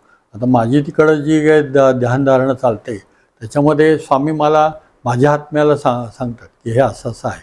माझा आत्मा माझ्या मेंदूला सूचना देतो की महाराजांचं म्हणणं आहे असं आहे, असं मग त्याप्रमाणे ते आत्मरूपी संभाषण चालू असतं आपलं आणि त्यातूनच ते आपल्याला उद्बोधक म्हणजे आपल्याकडनं ते कार्य करून घेतात. माझी मिसेस ज्यावेळी जाणार होती ना, त्यावेळी त्यांनी मला ऑलरेडी सांगितलं होतं की तुझी मिसेस आता जाणार आहे, हे त्याला तू तुझ्या मनाची तयारी कर आणि तुझी गेल्यानंतर हा देह माझा राहील आणि या देहाकडनं काय करून घ्यायचं हे मी ठरवणार, तू काहीच ठरवायचं नाही. त्याप्रमाणे हा देह त्यांना सरेंडर करून टाकला. आता ते जे काय करतात ते हे देहाकडनं करून घेतात. आणि ह्या पादुकांचं एक वैशिष्ट्य सांगतो, त्यांना ज्याच्या घरी जायचं आणि त्याच्या घरी 100% 200% जाणारच हो. नाही. ते काही करून आता काल तुम्ही मला पादुका येतील का, कालच आल्या पादुका, आज तुमच्याकडे आल्या, आज ते पण पहिल्यांदाच फर्स्ट पुण्याला आल्यानंतर पहिल्यांदा तुमच्याकडे. स्वामींच्या घरातून डायरेक्ट तुमच्या घरात आलेले. हो आणि मी म्हटलं अरे पादुका येणार, मग आपण काहीच नाही, आपल्याला वेळच नाही करायला. नाही, स्वामींची इच्छा असेल तर ते येणार आणि स्वामींना पाहिजे ते करून घेणार, अगदी. काही नाही. आणि बघा ना, टेन्शन कशाला घेते. पहिला प्रसाद त्या ह्याला गेला म्हणजे स्वामींना मिळाला तो, असं म्हणजे आम्ही ह्या घरात स्वामी नाही, जयंतीला याच्यामध्ये आता आपण पादुका मी प्रत्येकाच्या घरी जातो, अभिषेक करतो, हवन करतो, हे सुद्धा निरपेक्ष सेवा आहे. की आता अभिषेक बऱ्याच लोकांना अभिषेक कसा करताय हे इन डिटेल काही माहिती नसतं. म्हणजे संकल्प कसा सोडायचा, काय करायचं, हे सगळं आमच्या नित्य उपासना पुस्तकात महाराजांनी जसं सांगितलं तसं ते नित्य उपासना पुस्तक तयार केलेले ते सुद्धा मी फ्री देतो, तिथंही पैसे नाही. पण हे त्या पुस्तकामध्ये 178 नामावली जी हनुमंते आहेत त्यांनी ती लिहिलेली, त्याचा अभिषेक तू कर, म्हणजे ओम दिगंबराय नमः. आता ह्याच्या वेळच त्या दुधामध्ये उतरतात आणि ते दूध जर तुम्ही प्राशन केलं तर आपलं अंतरंग शुद्ध होतं, की आपल्या मनामध्ये चांगले विचार. मला बरेच लोक म्हणतात की ध्यानाला बसल्यावर आमच्या मनामध्ये वाईट विचार येतात. येऊ द्या म्हटलं. एखादा पैलवान असतो ना, सुरुवातीला ज्यावेळी व्यायाम करतो ना त्यावेळी जसं अंग दुखतंच म्हणा, तसं हे सुरुवातीला तुम्हाला वाईट विचार येणार, पण हळूहळू ज्यावेळी तुम्ही स्वामींचे एकरूप होईल ना, हे सगळे वाईट विचार, कारण निगेटिव्हिटी तुमच्या देहातनं बाहेर पडत असते आणि त्यावेळी तुम्हाला तो त्रास होतो. तुम्ही असं म्हणता की एवढी सेवा मी करते, मला त्रास का होतो, अरे ती तुमच्या देहातनं निगेटिव्हिटी बाहेर जाते आणि तुमचा देह हळूहळू पॉझिटिव्ह होतो. आणि एकदा पॉझिटिव्ह झाला ना मग तो त्रास सगळा तुमचा नाहीसा होतो. थोडं ह्याला पेशन्स पाहिजे. लोकांना आजकाल काय झालं, मी आता हे स्तोत्र वाचलं, मला महाराजांनी लगेच हे द्यायला पाहिजे, असं महाराज करत नाही. महाराज नेहमी काय म्हणतात, शेतं पिकून खा, म्हणजे काय कष्ट करून घ्या. इथं सुद्धा कष्टच आहे, प्रत्येक गोष्टीला कष्ट आहेत, कष्ट करून खा ना, त्याच्यात ती आनंद आहे ना, त्याचा एखाद्याचा लुबाडून तो काय आनंद नाही.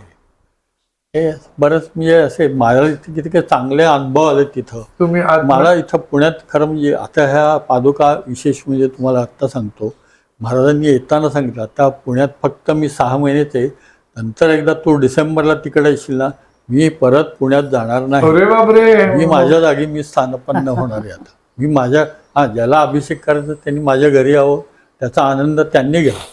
म्हणजे आता आपल्या घरी भक्तांच्या कसं घरी आहे? जाणं. किती छान. मग तेच म्हणून मी तुम्हाला फोनवर म्हटलं की तुम्ही 2 तासासाठी आलात ना, मला भरून पावलंय. कारण त्यांचं येणं हे कितीतरी. आता पुण्याचे एक पौरात्य करतात, उन्मेष कुलकर्णी म्हणून आहेत. ते दरवर्षी त्याला काय महाराजांनी आज्ञा केली, तू माझ्या घरी यायचं आणि रुद्र अभिषेक करून जायचं. तो आता हे 3रं वर्ष आहे त्याचं, 3रं वर्ष झालं त्याचं. त्याला ते वेगळे अनुभव आलेत त्याला. त्या पादुकांच्या अनेक लोकांना अनुभव आले.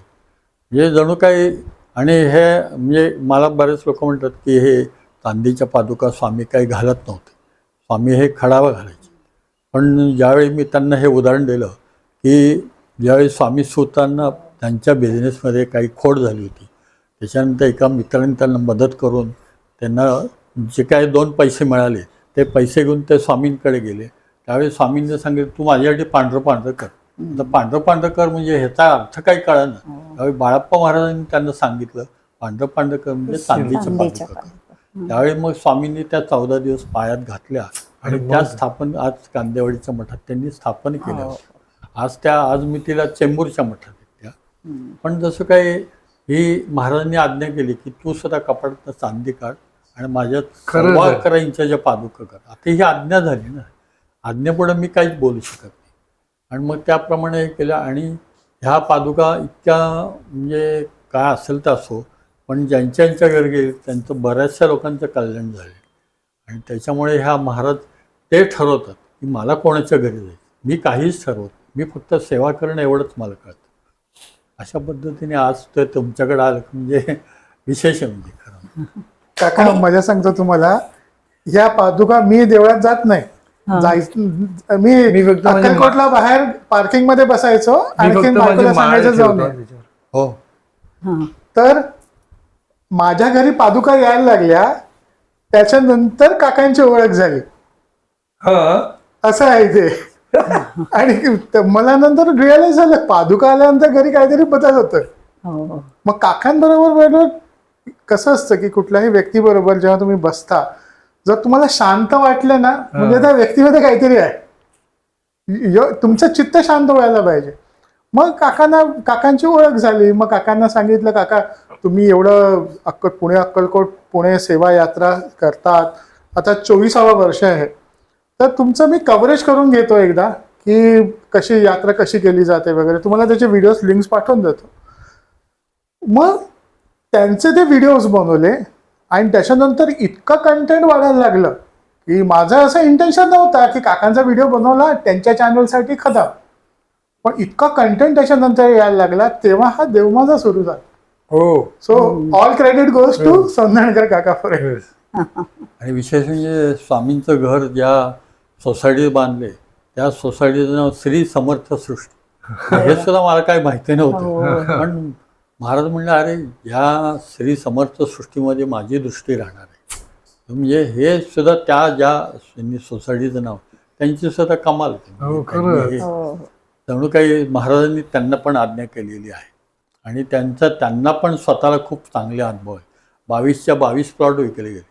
कुठलाही एक प्लॉट शिल्लक राहिला नाही. असं बाकीचे लोकांचे भरपूर प्लॉट शिल्लक आहेत, पण ह्या प्लॉटमधले सगळे प्लॉट, स्वामींचं पहिलं घर होतं म्हणून तर आम्हाला स्वामींच्या सोसायटीत या प्रत्येकाचं असं तिथं हे झालं आणि सगळे प्लॉट विकले गेले. त्यांनाही चांगले अनुभव आहे. आता पुढं 12 गुंठ्याचा एक प्लॉट आहे, तो सुद्धा असा विकला जात नव्हता.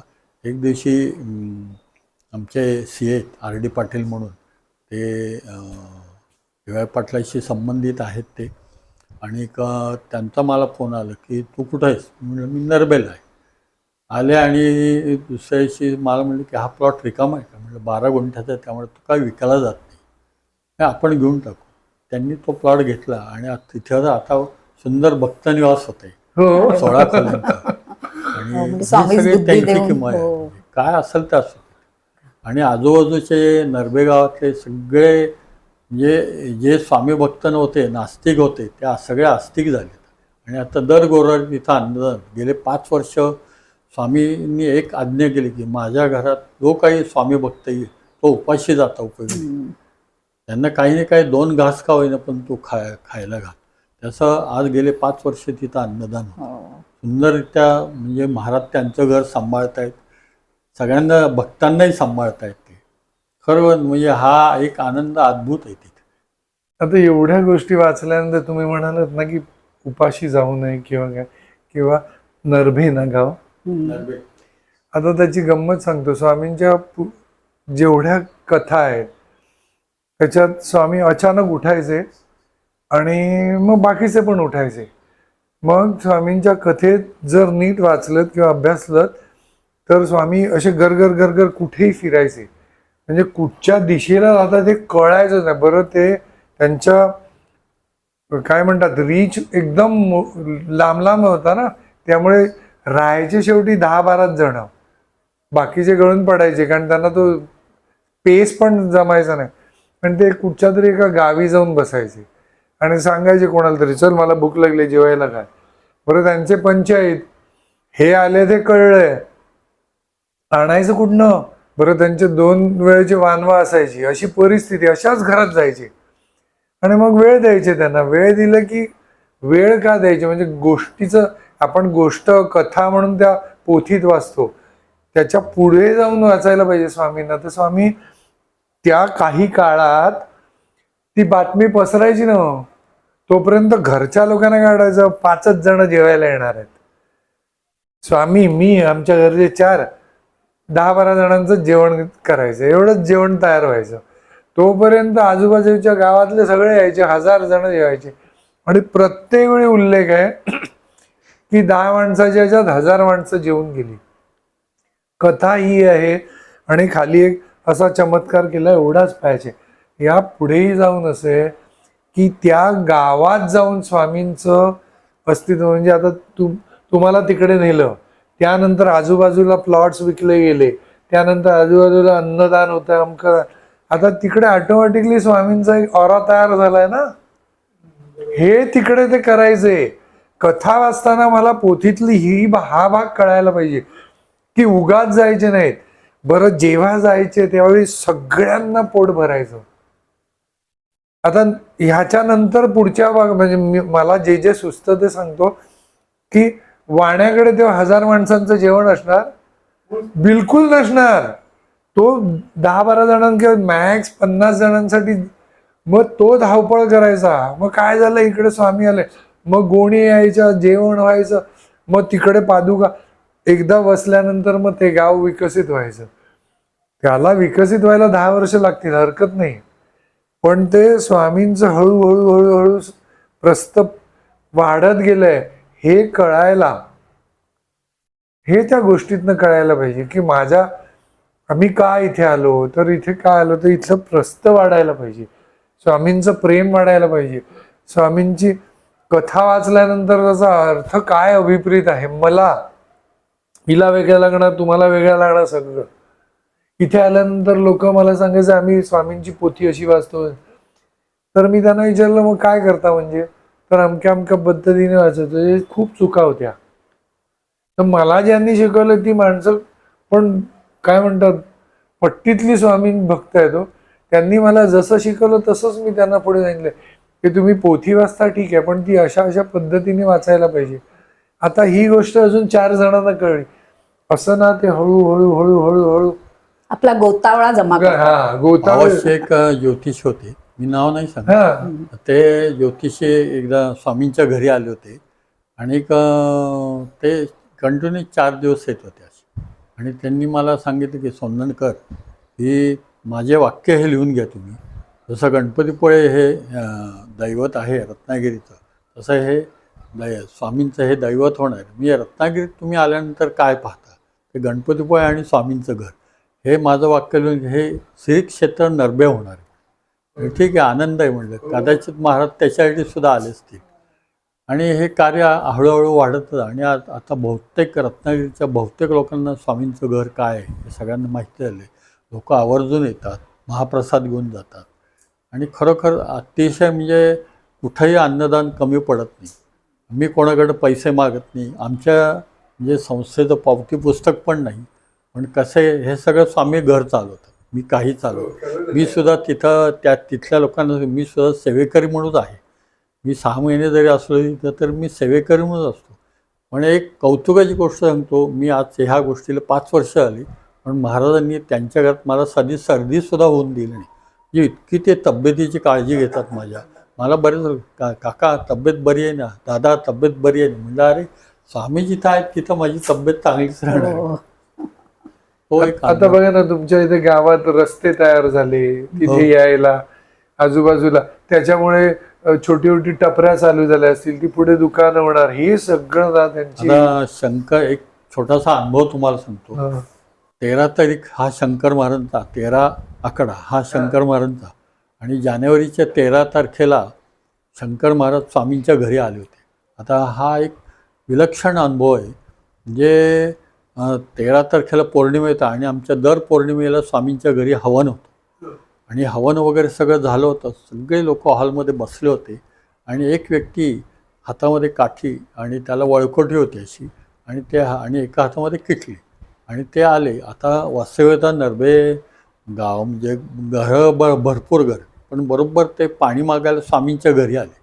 म्हणजे मला पाणी पाहिजे. बरं, पाणी वगैरे दिलं. म्हटलं आता जेवण करून जातो. नाही नाही, माझा आज उपवास आहे, मला काही जेवायचं नाही. तर म्हणले चहा द्या मला. मग एक सोडून त्यांनी 2 कप चहा पिला. मग माझी पूर्ण खात्री की हे तेच आहे. आणि ते वरांड्यात बसले होते, कारण आतमध्ये गर्दी होती, त्यामुळे आतमध्ये त्यांना येता येईल. म्हटलं तुम्ही बाहेर काय बसला, आतमध्ये या. आतमध्ये आले, माझ्या शेजारीच त्यांना बसवलं. महाराजांकडे बघितल्यानंतर महाराज म्हणले अरे ते आले, त्यांचा सत्कार कर. आता मग मी आमच्या कार्यकर्त्यांना सांगितले जरा शाल श्रीफळ आणि आपण त्यांना दक्षिणा देऊ. त्याप्रमाणे रंगीत शाल त्यांनी काढली होती. अरे रंगीत शाल नको आहे, मला पांढरी शाल पाहिजे, कारण शंकर महाराज पांढरे कपडे घालायचे ना. मग मी ती शाल बदलली, पांढरी शाल घेतली, त्यांना शाल घातली, श्रीफळ दिलं, दक्षिणा दिली. आणि थोडंसं त्यांनी म्हणलं तुम्ही, मला उत्सुकता आली की तुम्ही आले कुठनं. तर ते म्हणले मी सोलापूरवरनं शिवराय मठातनं आले. म्हणलं तुम्ही कसे आलात कसे. नाही मी पायी आलो. आता चालला कुठे म्हणले मी आता इकडं चाललो आहे, गणपतीपुळ्याला चाललो आहे. हो का. मग थोडंसं नवनाथविषयी बोलले ते, आणि अलक्ष निरंजन बोलले, आणि प्रयाण केले त्यांनी, आणि गेटपर्यंत गेले असते आणि गुप्त झाले. हा एक म्हणजे विलक्षण अगदी ताजा असा अनुभव आहे हा. आणि तो असं सत्य घटनेवरती असा आधारित असल्यामुळे मला तो सांगायला पण खूप म्हणजे बरं वाटतं असं, की खरोखर स्वामींच्या घरी त्यांचे शिष्य शंकर महाराज येऊन गेले आणि त्यांचे पाय आपल्या स्वामींच्या घराला लागले. आणि तिथं आता स्वामींच्या घरी मूर्ती आहे शंकर महाराजांची, आणि फोटो पण आहे. आणि शंकर महाराज ऑलरेडी मला सांगितलं की माझ्या मालकांच्या घरात मी राहणार आहे, मला पण तू तिथं ठेव म्हणे. त्याप्रमाणे तिथं आले स्वामी, आणि त्यांना जे काय पाहिजे ना ते बरोबर त्या शिष्यांकडनं करून घेतात. आणि मग मला सांगतात की दादा हे पाठवू का स्वामींना, हे पाठवू का, शंकर महाराजांना हे पाठवू का. म्हणलं पाठवा, त्यांच्याकडे काही करा तुम्ही. माझ्याकडे म्हणलं बरेच लोक आता प्रेमाने आपलं दादा तुम्हाला काय करू. म्हणलं मला काही नको, मला स्वामींनी भरपूर काही दिलेलं आहे, त्यामुळे मला कुठेही मागण्याची आवश्यकता नाही म्हणलं. आणि खरं म्हणजे हे भक्तांचं प्रेम आहे. आणि करा. आणि महाराजांनी एवढं तुम्ही घर बांधून घेतलं आहे. एक दिवशी असा मनात थोडीशी शंका म्हणा किंवा विकल्प म्हणा, काही म्हणा तुम्ही. म्हणलं महाराज तुम्ही एवढं आत्मीयतेने माझ्याकडनं घर बांधून घेतलं आहे, त्यावेळी तुम्ही खरंच राहता का हो इथं म्हणलं. त्यावेळी महाराज म्हणजे असं एकदम चेहऱ्याकडे बघितलं तर असं महाराजांची मूर्ती होती, आणि मूर्ती संपून मी पादुकांची पूजा करत होतो, आणि मूर्तीतनं असं ठक ठक ठक ठक आवाज यायला लागला. म्हणजे हृदयाची स्पंदनं ऐकू यायला लागली, आणि तिथलं कापड आहे ना असं उडायला लागलं असं. बरं का, मला काय वाटलं आतमध्ये किडा वगैरे असेल. तर एकदम आवाज आला, हम गयाने जिंदा आहे. हे जणू काही मी इथं राहतोय, हम गयाने जिंदा आहे. हा महाराजांनी प्रचिती दिली. आणि खरोखर म्हणजे माझ्या डोळ्यातनं पाणी आलं की महाराजांनी खरं का घर बांधून घेतलं, कशा करता, ही सगळी योजना हळूहळू मला नंतर कळत गेली खरोखर. आणि ह्या सगळ्या आमच्या वारीतल्या ज्या मुली आहेत त्या म्हणतात आम्हाला हे आमचं माहेरच आहे. म्हणजे जणू काही महाराजांनी त्यांचं माहेरच बांधून टाकले. बऱ्याच लोकांना तिथं आल्यावर वेगवेगळे अनुभव येतात, जे म्हणजे आता ती हे कथा सांगत गेली तर खूप मोठी होईल. पण ते थोडक्यामध्ये असं की त्यांनी हे जे काही कार्य केले, मी प्रत्येक भक्ताला विनंती करतो की त्यांनी त्यांच्या स्वामींच्या घरी तुम्ही यावं. जसं तुम्ही अक्कलकोटला मठात जावं, तसं स्वामींच्या घरी पण यावं. आणि त्यांनी असे एक असे आधी की सगळेजण उठतो तो माझं मठच बघ. एकाला अशी बुद्धी होती की माझ्याकडे घर बांधव. अरे तुम्ही घरामध्ये राहता, मग माझं आयुष्य काय मठातच जावं? मला पण घर हवं आहे ना. मग ही घर बांधण्याची संकल्पना मला पण खूप आवडली. अरे खरोखर विचार केला तर स्वामींचं घर असं आजपर्यंत सेपरेटली असं कुठंच नाही, बघायलाच मिळत नाही आपल्याला. म्हणजे जिथं तिथं जेवढे स्वामींचे भक्त येतात ते खरोखरच वाखाणतात की खरोखर दादा हे सुंदर घर आहे आणि या घरात अजिबात लोक भक्त हालतच नाही, की त्यांना तिथंच बसूशी वाटतं. त्याच्यात काहीतरी वेगळी एनर्जी काय असेल ते असं. पण येतात तुम्ही ह्याचा अनुभव जरूर घ्या. अनेक भक्तांना मी विनंती करतो की त्यांनी सर्व एकदा तरी स्वामींच्या घरी व्हिजिट द्यावी आणि त्याचा आनंद तुम्ही घ्यावा. अलख म्हणालात ना, त्याच्यावरनं मी तुम्हाला गेल्या वेळी मी गिरनारला गेलो ना, त्यावेळी मी ज्यांच्याबरोबर जातो तिकडे मी डोकं वापरत नाही, कारण ते सगळं अरेंज करतात. आपण इतक्या वाजता निघायचं, इतक्या वाजता निघायचं, इतक्या वाजता जायचं असं ठरलं. तर आम्ही रोपवेनी वरती अंबा मातेपर्यंत गेलो. त्याच्यानंतर ते 4:30 झाले होते आणि मग सगळे निघाले चालायला. तर मला काय वाटलं माहीत नाही हो, मी म्हटलं 6:10 निघायचं, तोपर्यंत बसा. आणि लिटरली एकही जण एक शब्द बोलला नाही हो. जसे आहेत तसे बसले. 6:05 वगैरे ना, मी एकदम असं मागे वळून बघितलं तर सूर्यास्त होत होता. आणि सूर्य इतका असा म्हणजे बघू शकत होतो आपण त्याच्याकडे. बघत बघत मी उभा राहिलो आणि सगळ्यांना म्हटलं गायत्री मंत्र म्हणा. गायत्री मंत्र म्हणताना मला सूर्याभोवती असं एक काहीतरी गोल गोल गोल गोल गोल गोल फिरतंय आणि तो खाली खाली जातोय, पण उरलेल्या भागात दिसतोय. असं असं होत होत होत सूर्यास्त झाला आणि मी म्हटलं चला चला म्हटलं, आणि कोणतरी म्हणाले 6:10 झाले. काही संबंध नाही. आणि मग आम्ही चालायला लागल्यानंतर पहिल्यांदा देव एक छोटंसं देऊळ येतं, नंतर ह्यांची गोरक्षनाथांची समाधी येते आणि मग ती घेऊन तुम्ही पुढे जाता. तर आम्ही गुरुवार असल्यामुळे आम्ही जे मठात आरती म्हणणार ती पुस्तकं घेऊन गेलो होतो. तर त्या पहिल्या मंदिराच्या दारात बसून आम्ही त्या आरत्या करून मग त्यांचं गोरक्षनाथांचं दर्शन घेऊन पुढे जाणार होतो. तर तिकडे गृहस्थ आले. ते म्हणाले एक काम करा, तुम्ही आधी समाधीवर जा, पूर्ण आरती म्हणा, मग इथे दर्शन घ्या आणि मग तुमचं पुढे जाण्याचं. म्हटलं ठीक आहे. काहीच नाही म्हटलं, चला रे म्हटलं. आम्ही बसलो तिकडे. आरती सुरू करणार एवढ्यात एक धिप्पाड माणूस आला हो. खूप असा 6.5 फूट सॉलिड बिल्ड, हातात त्रिशूळ, अशी छोटीशी काय म्हणतो आपण झोळी, असे आले. 3दा म्हणाले अलख अलख अलख. आणि 3दा ऐकल्यानंतर आम्ही सगळेच जण स्तब्ध झालो. ते ह्याच्या काय म्हणतात त्या समाधीपर्यंत गेले. काय म्हणाले देवास ठाऊक. आणि त्याच्यानंतर त्यांची गायत्री म्हणाले, गोल फिरून प्रदक्षिणा घातली. सेकंड प्रदक्षिणेनंतर दिसलीच नाही. म्हणजे तुम्ही जे अलख म्हणालात ना, त्याच्यावरनं मी गिरनारच्या त्या डायरेक्ट समाधीपर्यंत पोचलो. आणि केवढाले होते ते, केवढी बिल्ड म्हणजे. आणि आमची क्षमता पण नाही हो की हे कोण, पण ते जेव्हा दिसेनासे झाले त्यानंतर, नाही तर तेव्हाच पाया पडलो असतो ना आपण. छोटीशी गोष्ट आहे, पण आनंद आहे की आपल्याला ठीक आहे, उशिरा जरी उमगलं तरी कळलं की आपल्याला कोणाचं दर्शन झालंय काय. हे 2016चा एक तुम्हाला अनुभव सांगतो. कमलाकर तपस्वी हो, एकदम कमलाकर तपस्वी, आता इतक्या वर्ष मी वारी चालवतो पण एकदाही म्हणलं नाही की तू माझं गाणं ठेव. हो. तर एक दिवशी मला घरी बोलवते. तू म्हणलं इतक्या लोकांकडनं गाणं, म्हणजे तिथं माझं वटवृक्ष मंदिर समोर जो ज्योतिवाहले, तिथं जे नवोदित गायक कलाकार त्यांचं दर डिसेंबरला मी गाण्याचा कार्यक्रम ठेवायचो. एक दिवशी काका गेलं म्हणजे की मला ह्यावेळी तो माझा कार्यक्रम ठेव. आणि 12 वर्ष झाल्यानंतर त्यांनी मला ही आज्ञा केली जणू काही, की मग मी त्यांचा कार्यक्रम तिथं ठेवला आणि प्रत्यक्ष तिथं स्वामी गाणं ऐकायला आले होते. अरे वा. हां. आणि ॲक्च्युअली मी कधी कोणाचे फोटो बिटो काढत नाही. मला ती सवय पण नाही ती. पण त्यावेळी महाराजांनी मला उठ तुला पुरावे पाहिजे ना मी आहे का नाही.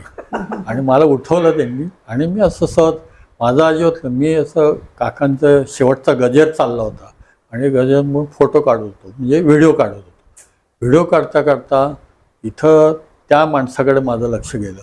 अरे हा माणूस तर आपल्या वारीतला नाही. आणि ॲक्च्युअल काय झालं होतं, आजूबाजू सगळे गेट लावले होते, म्हणजे कोणी बाहेरचा आत येत नव्हता, आतला बाहेर जात नव्हता. आणि हा माणूस कसं काय आला आपल्या वारीत. आता सगळे बसले होते ते वारीतलेच लोक होते. हा मला वेगळा वाटलं. मी आमच्या एकाला सांगा, अरे म्हणलं हा माणूस नक्की स्वामीच आहे. आणि मग मी हे केलं, फोटो वगैरे काढले, व्हिडिओ काढला. आणि नंतर मग ते गजर चालू असताना एकदम पटकन उठले आणि गेट उघडून चालू लागले. आणि बाहेर जिथं स्टॉल आहेत, 5-6 स्टॉल आहेत तिथं, 4थ्या का 5व्या स्टॉलनी गायब झाले ते गेले. ते आणि 2 फेब्रुवारी का मार्चमध्ये मला वाटतं हे तपस्वी काका एक्सपायर झाले. ते म्हणजे शेवटची जी काही सेवा आहे ती पुण्याकलगोड वारीतर्फे त्यांनी ती सेवा जणू काही महाराजांनी करून घेतली त्यांच्याकडनं. आणि मला पण खूप आनंद झाला की तपस्वी काका माझ्या वारीबरोबर आले आणि आज त्यांनी तिथं गाणं सेवा दिली. अतिशय म्हणजे. आणि मला ते आमच्या फर्ग्युसनचेच होते ते, आणि मी फर्ग्युसनचा विद्यार्थी, त्याच्यामुळे त्यांची माझी जास्त ओळख, म्हणजे ते मला विद्यार्थीच समजायचे ते. तर काकांनी पण आता असते तर नक्कीच स्वामींच्या घरी त्यांनी गायले असते. काका थोडंसं वारीबद्दल सांगा ना. वारीबद्दल 2002ला वारी चालू केलेली आपण. 2002 ते 2004 ह्या मधल्या 2 वर्षामध्ये महाराजांनी पहिलं अवघड काम दिलं. हे झोपडपट्टीतल्या मुलांना घ्यायचं, रेल्वेत घालायचं आणि त्यांना चांगल्या सवयी लावायच्या. त्यांना सगळ्या वाईट सवयी होत्या. दारू प्यायचं, अमकं. माझ्यासमोर दारू प्यायची. म्हणलं काय प्यायची ते प्या, पण ते तुम्हाला सुधारल्याशिवाय महाराज म्हणणे हे कार्य करून घेणार आहेत. तर 2 वर्ष लागले. पण त्या 2 वर्षांमध्ये हे सगळी मुलं सुधारली. त्यांच्या आईबापांचे आशीर्वाद आहेत माझ्या पाठीशी. त्याच्यानंतर मग कॉलेज, सुमो वगैरे अशा 2002 ते 2006मध्ये करत होतो मी. अनेक सिनियर सिटीजनमुळे की त्यावेळी मी 300 रुपयात घेऊन जातो. 300 रुपये ना नफा न तोटा ह्या बेसवरच वारी चालू होती. 6 नंतर मग माझे पुढे कॉलेज म्हणजे 17 सीटर टेम्पो ट्रॅव्हलर गाड्या चालू. त्या आज मितीपर्यंत त्याच गाड्या आहेत.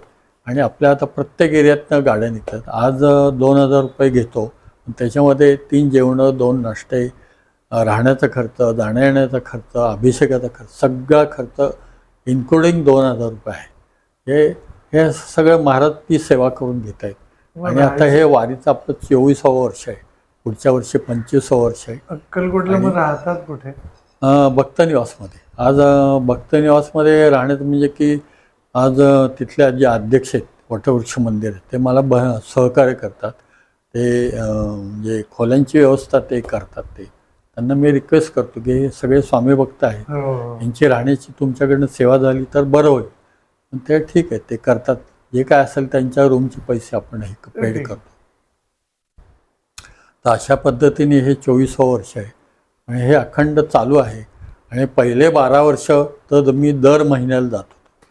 पहिले 12 वर्षानंतर महाराजांनी मला एक अद्भुत गोष्ट, म्हणजे त्यांच्या हातातलीच गोष्ट जणू काय दिली असं मी समजतो. वटवृक्ष मंदिरामध्ये मला गोटी दिली. त्याला म्हटलं वटवृक्ष मंदिरात गोटी कशी काय आली. ती 12 वर्षानंतर ती गोटी आज स्वामींच्या घरी आहे तिथं.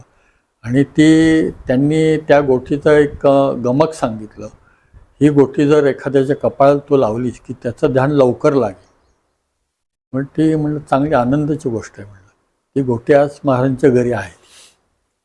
हे म्हणजे काही म्हणजे गोटी त्यांनी आपल्याला द्यावी, त्यांनी जणू काय असं ब्रह्मांडच दिल्यासारखं आहे आपल्याला. खरंच आहे. आणि ते शेवटी कसं आहे, ते ब्रह्मांडाचे नायक आहेत, ते काही करू शकतात. आमच्या स्वामींच्या हातातली गोटी ना रंग बदलते. हो हो. जाताना. कधी कधी काय ते निळी डार्क पोटी अशी ती अशी उन्हात धरली तर वेगळंच ते दिसतं ते. इथे जेवढे येतात ना त्यांना वेगवेगळे रंग दिसतात. कुणाला कासव दिसलंय, कुणाला काय त्यांचं त्यांचं, पण ते लक्षात आलं. आणि एक दिवशी महाराजांनी असे की स्वामी निवास मी नाव ठेवले. हा मला म्हणलं काय रे, स्वामी निवास नाव ठेवले, त्याच्यात राहणाऱ्याचं नाव नाही लिहिलं तू. म्हणजे तुम्ही सांगा काय नाव. म्हणजे तुला एक तासावर फोन येईल. आणि डॉक्टर स्वाती म्हणून आहेत, त्या औंधला राहतात, त्यांचा मला फोन आला. मला म्हणलं की माझे वडील आर्टिस्ट होते, ते आता हयात नाही आहेत, 5 वर्षापूर्वी ते एक्सपायर झाले, पण त्यांनी असा एक बोर्ड तयार केलेला आहे, तो बोर्ड तुम्ही त्या स्वामींच्या घराला लावता का. म्हणजे काय लिहिलं आहे त्या बोर्डावर. कारण त्या बोर्डावर असं येथे राहतो प्रज्ञापुरीचा राजा, येथे राहतो प्रज्ञापुरीचा राजा. हा बोर्ड मग हा लाव म्हणतो आता. म्हणजे पूर्वी अक्कलकोटला प्रज्ञापुरी हे नाव होतं. बरोबर. तर म्हणजे ही बघा ना, म्हणजे जणू काही 5 वर्षापासूनच माझं घर होणार आहे, ही जणू काही त्यांची पूर्वतयारी त्यांच्याकडे करून घेतली. आणि जसं जसं घडत गेलं तसं तसं ते करत गेले. हे येथे राहतो प्रज्ञापुरीचा राजा हे वाक्यच इतकं मला सुंदर वाटलं, खूपच. आणि तेच तो आता बोर्ड आहे तिथं. किती सुंदर वाक्य आहे. काका दुसरं सांगतो. आता तुम्ही गोठीचं उदाहरण दिलं ना, सांगितलं ना, मी वाईच्या त्या गंगापुरी गंगापुरी म्हणजे जे मठ आहे, जे आता काकांनी सांगितलं जिकडनं त्यांना मूर्ती मिळाली, तिकडे मी गेलो होतो रेकॉर्डिंग करायला की कशी आरती कशी होते वगैरे सगळं. तिकडे उभं असताना संध्याकाळी आरतीच्या अर्धा तास आधी अशी गोटी रोल होत आली. आणि दुसऱ्या त्या दिवशी रात्री देव माझा .com बुक झाला. हो ना. आणि दुसरे तुम्हाला सांगतो की मी मगाशी सांगितलं तसं देवळात बाहेर बसायचो, तू जा ऐकायला सांगायचं, जा तू आतमध्ये पाया पड. अक्कलकोटला पण मी पार्किंगमध्ये गाडीमध्ये झोप काढायचो, तिला सांगायचं ती आमच्याबरोबर जे पण असायचे जाऊन तुम्ही जाऊन दर्शन घेऊया ह्या वटवृक्षा मंदिराकडे. आमच्या घरी पादुका आहेत स्वामींच्या, मला त्याची व्हॅल्यू कळली नव्हती. त्या पादुकांचं जे लाकूड आहे ते सौंदरकर काकांनी वटवृक्षाचं मंदिरामधलं जे झाड आहे त्याच्या पादुका आमच्या घरी आहेत. हे मला नंतर जेव्हा वटवृक्ष मंदिरामध्ये गेलो आणि तेव्हा ते झाड बघितलं तेव्हा मला सगळ्या कनेक्शन्स लागले. म्हणजे हे देवमाताचं काम जे आहे ते 4 वर्षापूर्वी सुरू झालं होतं. यांचीच काम आहे. म्हणून तर याला हा खरा अर्थी ना, हे जे आता एक्झाम्पल दिलं ना, हे सगळ्यांच्या बाबतीत घडतं. तर व्हॉट डिड यू डू की 4 वर्ष मागे जाऊन बघितलं.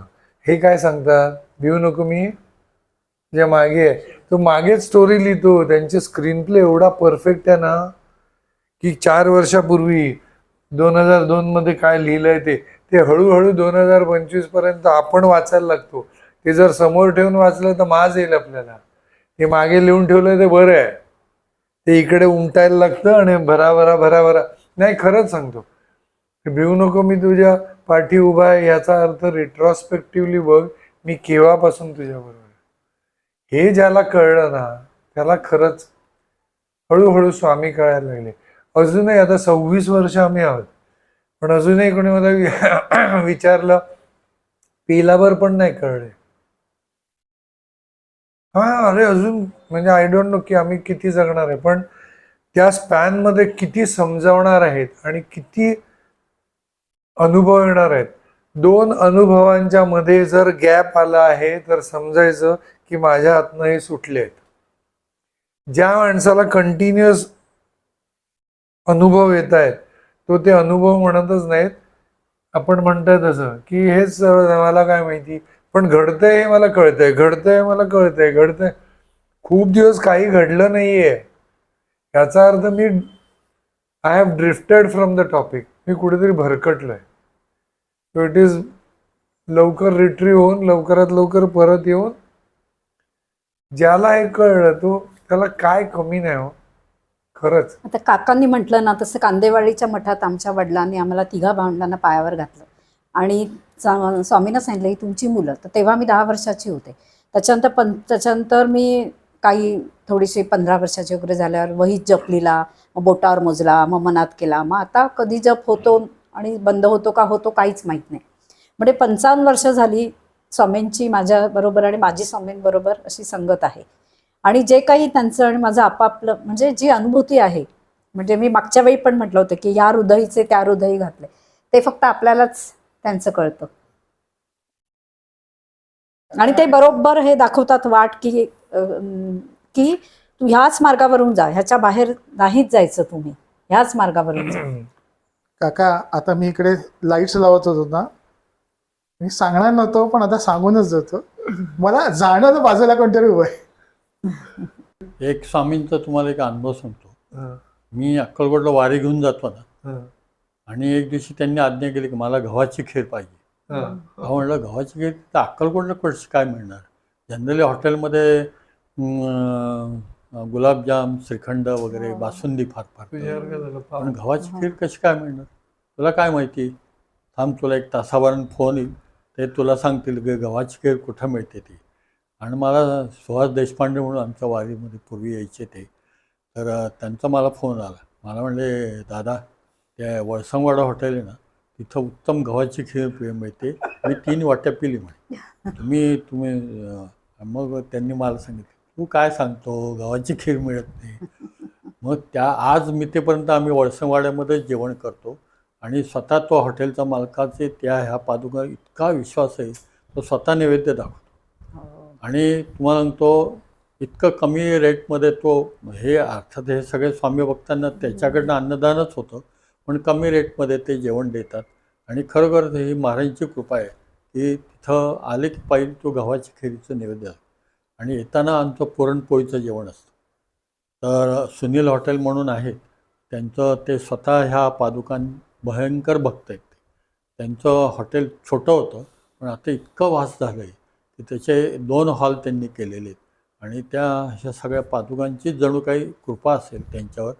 पण ते आले की आवर्जून स्वतः पूजा करतात, हे अभिषेक करतात आणि स्वतः नैवेद्य दाखवतात. आणि हे पुरणपोळीचं जेवण त्यांनी बुफे डिनरमध्ये ठेवलं, तुम्हाला पाहिजे तेवढं खा. हो. इथं असं कुठं हे नाही. आणि इथं वळसंगवाड्यामध्ये सुद्धा बुफे डिनर ठेवतात. आणि आता सकाळी आम्ही येताना शिवाई गार्डन म्हणून आहे, तो सुद्धा मालक ह्या म्हणजे खरोखर त्याची कृपा आहे. आज किती वर्ष तो आम्हाला नाश्ता देतो तिथं. आणि खरोखर म्हणजे ह्या पादुका ज्या ज्या हॉटेलमध्ये गेले त्यांनी खरोखर भरभराटच केली. त्याशिवाय तुम्ही एकदा आला ना, एकदा वारीमध्ये या तुम्ही, फार वेगळा अनुभव येतो. हरकत या. अगदी. आता मी प्रसादावरून सांगते. आता स्वामी जयंतीला दरवेळी मी हाताने बेसन लाडू करते, म्हणजे कमीत कमी 60 तरी करते म्हणजे ते करून घेतात त्यांना. ह्या वर्षी इथे काय झालं, आजोबा खूप आजारी होते आणि मला तेवढं जमलं नाही करायला. तर मी आणि बऱ्याच जणांनी सांगितलं आम्ही लाडू आणतो, बेसन लाडू आणतो, म्हणून म्हटलं ठीक आहे. म्हणून एकाने मुंबईहून बेसन लाडू पाठवले. ते बेसन लाडू पाठवले, ते पूर्ण तेवले, सगळे मला वळायला लागले. त्यांनी पाठवले होते 87 लाडू आणि मी हाताने वळले ते 57 झाले. मग त्यांनी मला सांगितलं, नाही मी परत तुम्हाला उरलेले लाडू पाठवते. ते मी तेवढे लाडू वळले. त्याच्यानंतर आमचे एक नातेवाईक आहेत, त्यांनी लाडू पाठवले, ते सगळे तेवले, ते सगळे मी वळले, ते 21 लाडू झाले. आणि काय झालं, स्वामी जयंतीच्या आधी हे स्वामी जयंतीच्या आधीच्या आठवड्यात झालं. स्वामी जयंतीच्या 3 दिवस आधी मला रात्री झोपच नाही, सारखे स्वामी माझ्या डोळ्यासमोर दिसत आहेत. आणि असे मला कळेना त्यांना मला सांगायचं आहे का मला त्यांना काय सांगायचं आहे म्हणून. मला एकदम बेचैन झालं. आणि दुसऱ्या दिवशी कोणीतरी एक विभूती आमच्या घरी आले, ते मला म्हणाले, अगं सगळ्यांनी जे लाडू पाठवले तू वळले ते स्वामी पायाला लावणार, पण तू त्यांच्या समोर बस, त्यांच्या समोर ते पीठ मळ, ते त्याचा वास नाकात घेणार, ते खाणार. मग त्याच्यानंतर मी फक्त 15 लाडू केले, त्यांच्या समोर बसून ते पीठ सगळं मळलं, तो वास त्यांना दिला. आणि म्हणजे त्यांना पाहिजे ते आपल्याकडूनच करून घेतात. जे त्यांची सत्ता आहे, त्यांचं राज्य आहे, ते राजे आहेत जे मी म्हणते ना, आणि ते असं आहे. शेवटच्या लॉट मधलेच आम्हाला मिळाले, हो, बाकी सगळे वाटले गेले. सगळे वाटले, ते बरोबर घरी राहिले. आता जर वारीला यायचं असेल कोणाला, तर काय एक थोडासा बाईट द्या त्याच्यामध्ये. वारीमध्ये कसं आपलं पुणे अक्कलकोट पुणे सेवायात्रा ग्रुप आहे, त्या ग्रुपमध्ये सूचना येतात की कधी वारी आहे काय, आणि तुम्ही कोणाशी कॉन्टॅक्ट करायचा. तर खाली ते एक प्रत्येक एरियामध्ये आमचे मॉनिटर आहेत, त्या मॉनिटरचा नंबर दिलेला असतो, त्यांना फोन करायचा किंवा आमचे 2 सीट आहेत, 3 सीट आहेत, तर त्याप्रमाणे तुम्ही येऊ शकता. पण ते ग्रुप जॉईन करायला पाहिजे. ग्रुपमध्ये फक्त ग्रुपमधल्या बाहेरच्या लोकांना एवढं मग कळत नाही ना ग्रुपमध्ये नसल्यामुळे. पण जनरली आता सुद्धा 150-150 लोक आहेत. मला ऍड करून घ्या. हा? मला ऍड करून घ्या. हो, करून घेतो. म्हणजे मग काय होईल, मी इकडचा जो मॉनिटर आहे त्याच्याशीच बोलीन आणि सांगेन गाडीत अजून 2 जागा आहेत म्हणून. तुम्ही आलं तरी काय नाही नाही, मी तुमची परमिशन वारीतली जी माझी मी स्वतः माझ्याकडे पण गाडी आहे, पण मी भक्तांमध्ये इतका रमून जातो ना की ते आपण ती वारी वेगळीच असते. त्याचं म्हणजे ते तुम्हाला म्हणजे मी वर्णन करणं सांगणं किंवा ते तुम्ही अनुभूती घ्या, त्याची अनुभूती आल्यानंतर तुम्हाला कळेल की वारी नेमकं काय असतं. सगळं सुखवस्तू आहेत, महाराज सगळं अगदी प्रीप्लॅन प्रमाणे केल्यासारखं आहे. आणि हे मी त्यांना म्हणतो ही त्यांची स्वामींची वारी आणि त्यांनी चालू केली, फक्त मी सेवेकरी आहे. आणि मग महाराजांना आयुष्यावर ते सांगितलं, जसा रामाचा सेवक मारुती होता ना, तसा मी मला तसं सेवक बनवा, सेवक व्हायचे, मी सेवेकरी आहे. मला ते असं महाराजगिरी वगैरे असं काही मला आवडत नाही. हे मी अगदी तोंडात सांगतो, कारण आयुष्यभर आपण सेवेकरी राहणं ह्याच्यातच आपलं कौतुक. बाळप्पा महाराजांनी स्वामींना सांगितलं की मला जन्मोजन्मी मला तुमची सेवा करायला मिळावी, त्यामुळे मला मुक्ती देऊच नका तुम्ही. त्यांच्यासारखं बघता असं म्हणतो मग आपण काय म्हणायचं. मी सुद्धा तेच म्हणतो की जन्मोजन्मी मला तुमची सेवा करायला मिळावी. आणि हे जणू काही गेल्या जन्मीचं स्वप्न राहिलं असेल महाराजांचं घर बांधायचं, ते ह्या जन्मी त्यांनी ते पूर्ण केलं. आणि अगदी विनासाच मला कुठेही पैशाची अडचण होऊन दिली नाही किंवा ओढाताण केली नाही. फक्त एवढंच की कोरोनाच्या काळात ते काम शिथिल झालं, म्हणजे उलट मला ती पैसे साठवण्यासाठी जणू काही मुभा दिली होती त्यांनी की अजून तुला 2 वर्ष देतो, पण तूच बांधायचं. त्याप्रमाणे ते असं त्यांनी करून घेतली ती. आणि खरंच मी स्वतःचं भाग्य समजतो की त्यांनी एक चांगलं घर बांधून घेतले. आणि ह्याचा अनुभव प्रत्यक्ष यांनी पण घेतलेला आहे. हे दरवर्षी येतात, तिथं व्हिजिट देतात, पण त्यांचा अनुभव ते तुम्हाला सांगतील. त्यात मला कसं असतं की गोव्याला जाताना किंवा गोव्यावरून परत पुण्याला येताना मी वाया नरवी येतो. ते छान तिकडे काकांना भेटायला मिळतं, दर्शन घ्यायला मिळतं. नक्की येणार मी. हो, आम्ही नक्की येणार. आणि वारीतूनच येणार आम्ही अक्कलकोटला पण. 2 दिवस राहा. त्या राहण्यामध्ये तुम्हाला जो काय अनुभव येईल ना, तो वेगळंच फिलिंग देऊन जाईल. मग तिथे आजूबाजूला राहायला कुठे, राहायला आम्ही राहण्याची व्यवस्था करतो लॉजवर. दर्यासागर म्हणून हॉटेल आहे, तिथं आम्ही राहण्याची सोय करतो. आता आपलं बघतानाच होईल थोडे दिवस झालं की मग ते काही प्रॉब्लेम. दर्यासागर म्हणून हॉटेल आहे, ते श्रीपाद वल्लभांचे भक्त आहेत, ते आमची राहण्याची सोय करतात. ते कमी पैसे घेतात, कमी रेटमध्ये घेतात. तसंसुद्धा आम्ही 3000 रुपये घेतो. त्याच्यामध्ये तुम्हाला पावस, गणपतीपुळे सगळं दाखवतो. नक्की येणार आम्ही. इतकं निसर्गरम्यामध्ये त्यांनी त्या वातावरणात आहे ना, म्हणजे आलेला बघता. एक तर तुम्हाला तो ऐरोलीवरनं एक रिक्षावाला, ह्यांची यूट्यूबवर बघितली तर आईला म्हणलं स्वामींचं घर, तो वेळाच झाला.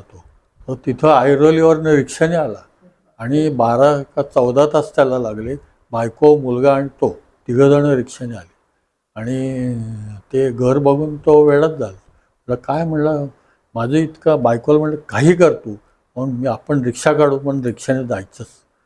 एवढ्या लांबून तो रिक्षाने. मला पण कौतुक वाटलं, एवढ्या लांबून तू म्हणला बसने वगैरे. खेचून आणलं त्याला. माझी अशी तळमळ झाली ना म्हणला ते स्वामींचं घर बघण्याची.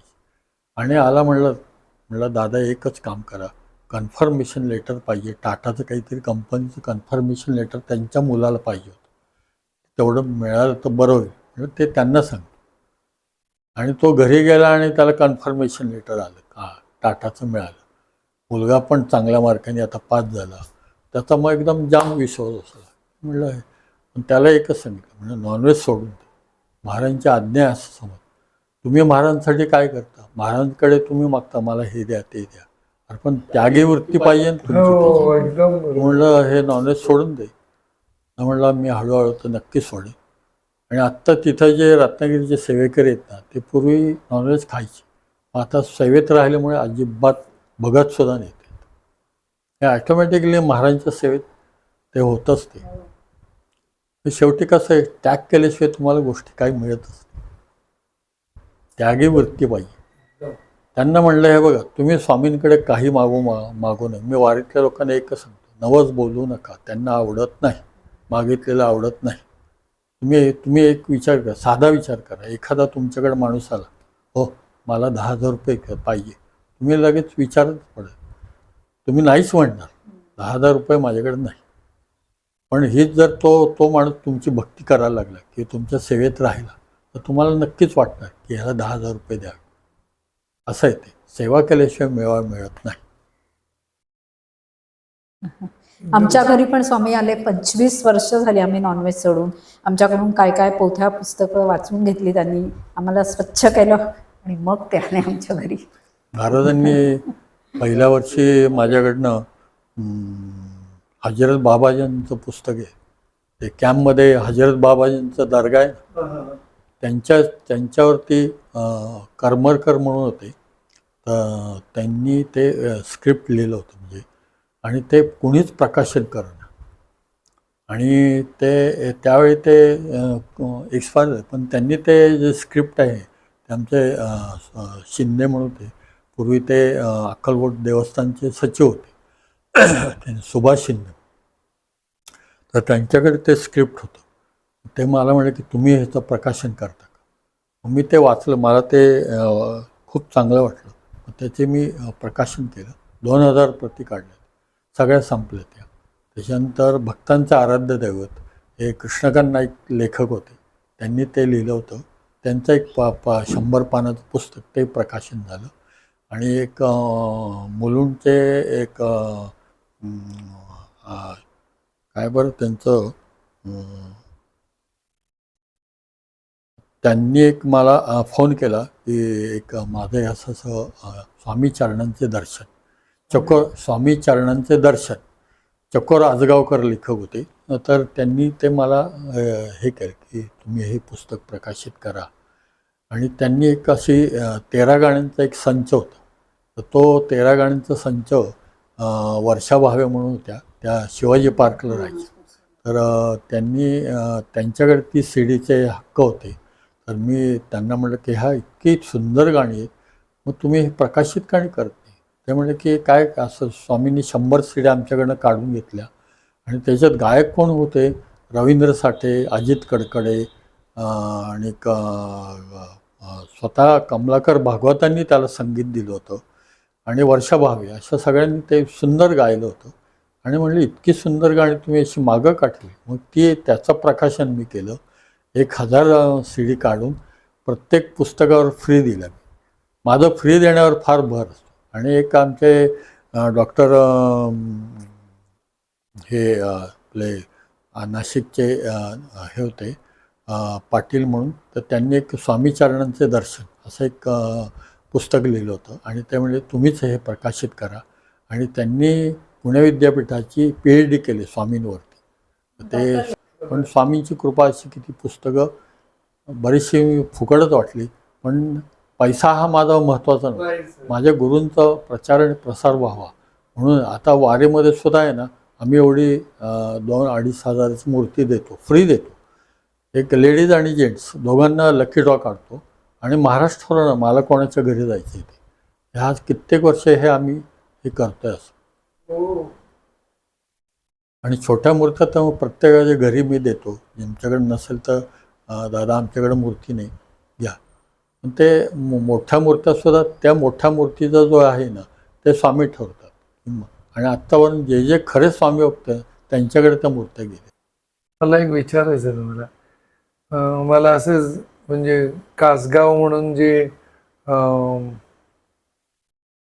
बदलापूरला स्वामींचा मठ आहे, त्याचे जे मठाधिपती होते ना, आठले गुरुजी म्हणून, तर तो जेव्हा कासगाव झाला तेव्हापासून मी तिकडे जायचो. आता नाही जाणं झालं.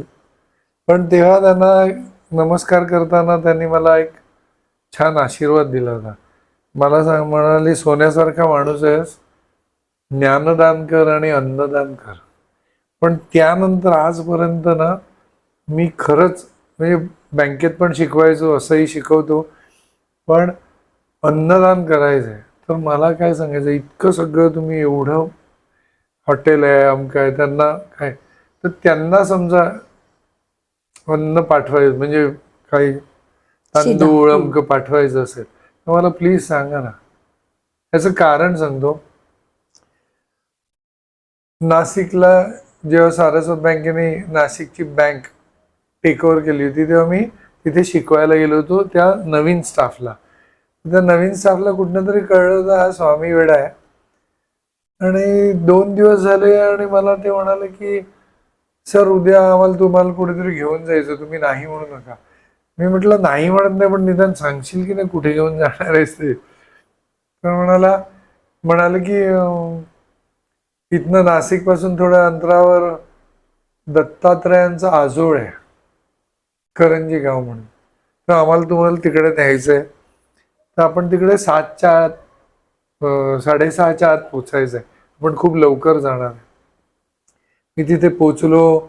तिथली आरती 6:45ला सुरू होते. ती अटेंड केल्यानंतर तो जो काय अनुभव आहे ना, तो मला डायरेक्ट मेहर्षीच्या गोव्याच्या मठात मिळाला. सेम सांगायचं आहे की तिकडे जेव्हा मी गेलो तर तिकडे बाजूला ना शाळा आहेत, तर त्यांना किंवा तिकडे अन्नदान करायची मला इच्छा झाली. तर नशिबाने असं झालं की सारस्वत बँकेत तिकडे जे सामान जायचं ना त्याचा अकाउंट होता. मग त्याला मी सांगितलं हे पैसे घे आणि तिथे अन्नदान हे पाठवून दे.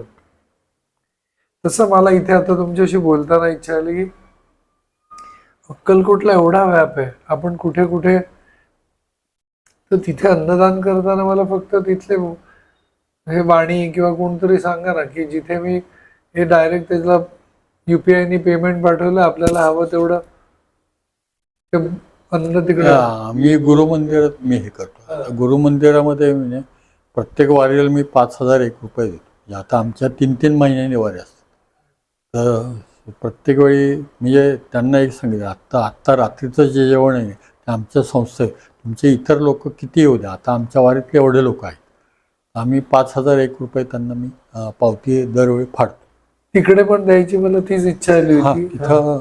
आणि आपल्या वारीतल्या बायका पोळ्या लटायला वगैरे तिथं मदत करतात. वारी म्हणजे ते थोडीशी वारीची शिस्त जी आहे ना, ती मला डिसिप्लिन आवडतं. हे असं उगीच गडबड गोंधळ आणि कोणाला हे मिळालं नाही ते मिळालं नाही असं मला आवडत नाही. आणि प्रत्येकाला ती सेवा घडली पाहिजे आणि कोणी नाराज होतोय नाही, कारण आपण हे स्वामींचं कार्य करतो. त्यांना मी एक सांग, तुम्ही माझं कार्य करूच नका, माझ्या पायातसुद्धा पडू नका, पण जे काय करायचं ते आपल्या स्वामींसाठी करायचं. ते थोडंसं आता थोडंफार आता आहे बघा, हौशे नवशे गवशे सगळे येणार, त्याच्यात थोडंफार इकडं तर गालबोट लागत असते. किती जरी तुम्ही डिसिप्लिन केलं ना तरी ते होत असते. पण सगळीकडे लक्ष आपल्याला नाही मिळणार. मला ते अन्न पाठवायचं बस. जनरल मी असलो की जरा घाबरतात लोक, दादा आहेत थोडंसं. त्यांना म्हणलं हे आपण पिकनिकला नाही चाललो, आपण वारी करतोय ह्याचं भान ठेवा. आणि पिकनिक वेगळं आणि हे वेगळं. काही लोक गाडीमध्ये म्हणजे तुम्ही नामस्मरण करा किंवा तारक मंत्र म्हणा 11 वेळा, हेच होतं. ते जाताना तेवढं करतात, पण येताना थोडंसं पिक्चरमधली गाणी, थोडा नाद गाणी. इथे कोण जोशी काका राहतात जे झाडांची वगैरे बोलतात ना, दीपक जोशी, त्यांच्याबरोबर सुद्धा मला जायचा योग आला निकम दाम्पत्यांमुळे. तर आम्ही गेलो असताना मराठी गाणी वगैरे म्हणायला लागली, तेव्हा मी सगळ्यांना सांगितलं की ज्यावेळी तुम्ही ह्यांचा नाद ज्या मुमेंटला सोडलात आणि मराठी गाण्यात गेलात, त्यावेळी समजायचं की आपण जिथे चाललो ज्यांच्यासाठी तो धागा तुटला. तर लोक थोडेसे हसले किंवा काही थोडी टिंगल पण केली असेल, त्याचा काही संबंध नाही, पण ते अनुसंधान तुमचं सुटलं ना की सगळी गडबड सुरू. म्हणून मी त्यांना सांगतो सुद्धा, आता हिंदी गाणी ऐकतो किंवा आम्ही टीव्ही लागत नाही बातम्या. मला सुद्धा हिंदी गाणी भरपूर पण आवडतात. पण तेव्हा सांगतो की आता मला की 1 वेळ तास, काढायला लागतो. आता मला 1 तास जरा प्लीज असं सांगतोय ना, मग 1 तासानंतर ऑटोमॅटिकली विजा जातील किंवा काहीतरी होईल आणि लक्षात येईल की आता बंद करा आणि या परत मूळ. पण ती त्यांची स्टाईल आहे, ते तुम्हाला कळायला आणि समजायला एकदा आमची सप्टेंबरची वारी झाली होती ना, आणि ऑक्टोबरमध्ये नवरात्र होती, आणि महाराजांनी मला 8 दिवस आधी सांगितलं होतं मंगळवारी अक्कलकोटला ये. म्हणलं आता सप्टेंबरची वारी झाली, परत मंगळवारी कशाला बोलत आहे, तुला काय करायचं तू ये तिथे मंगळवारी, आणि येताना ओटीचं सगळं सामान घेऊन ये. मंगळवार होता, पाचवी माळ होती, आणि आता म्हटलं आता गाडीची सोय का, असं मनात विचार आला, आता गाडीची सोय काय, तुला काय गाडीची सोय पाहिजे का, ठीक आहे ती करतो मी तुझी. मला एका भक्ताचा फोन आला, हो दादा मी आत्ता नवीनच गाडी घेतली, तर आपण अक्कलकोटला जायचं का, झाली गाडीची सोय केली त्यांनी. आणि म्हटलं आपण दोघंच कसं काय, आपण दुसरं कोणी आहे का. माझी मानस बहीण आहे, ती इथंच राहते वाकाडला, तिला म्हटलं तू येतेस का, ठीक आहे. मग ती आणि तिचा नवरा, आम्ही चौघंजण मग झालं गाडीत. गाडी अक्कलकोटला आली, ओठीचं सामान वगैरे तो जो स्वामी भक्त होता तो म्हणला की मी पण घेऊ का, म्हणलं घ्या की. आणि आम्ही वटवृक्ष मंदिरात गेलो, ओटी वगैरे स्वामींची भरली. गाढवा मी इथं नाही आहे, मी गुरु मंदिरात एक 10 वर्षाच्या मुलीच्या रूपात आहे, हे पटकन तिकडे. मी यांना म्हणलं चला चालत महाराज तिकडं बसलेत म्हणले, हो का. आणि ते मग आम्ही तिकडं गुरु मंदिरात गेलो, पाटावरती 10 वर्षाची मुलगी बसलेली होती तिथं. मग तिचं आम्ही औक्षण वगैरे केलं, आणि आम्हाला नवलच वाटलं. पण तिथे देवी आहे. हां तिथं देवी आहे. हां तिथं ते मग औक्षण केलं, देवी तिथं बसवतात, आणि ती मुलगी गोर पाटावर बसली होती तिथं, औक्षण केलं. मग ते पुजारी म्हणले की तुम्ही आता जेवण आजचं इथंच करा, तुम्ही जेवल्याशिवाय जाऊ नका. ते नेमकं काहीतरी शनिवार होता, आणि उपास त्या आमच्या साथीदारांचा उपास होता. ते म्हणले की उपासाचं काही आहे का, ते म्हणले हो आहे, बगर आहे. आम्ही जेवण केलं आणि त्यांना बगर, म्हणजे स्वामीने उपाशी नाही ठेवलं. असं म्हणजे असं कधी कधी माझ्याकडनं एकदा असंच घरी पूजा करत होतो, आणि घाईघाईने शंकर महाराजांनी बोल ताबडतोब मठात निघून ये, आणि येताना हात हलवत येऊ नको, काहीतरी पेढे आण.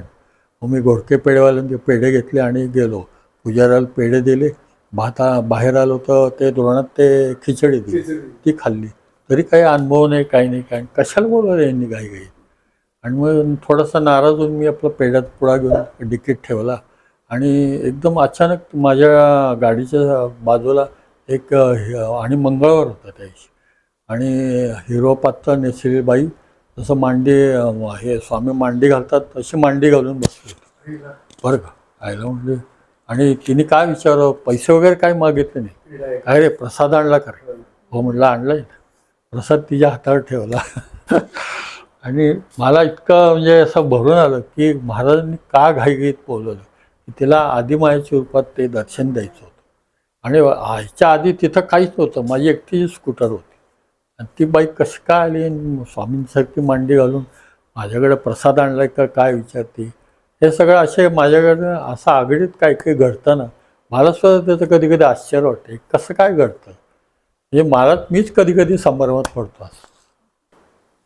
पण अशा माहोलमध्ये राहायला खूप आनंद असतो. हो खरंच.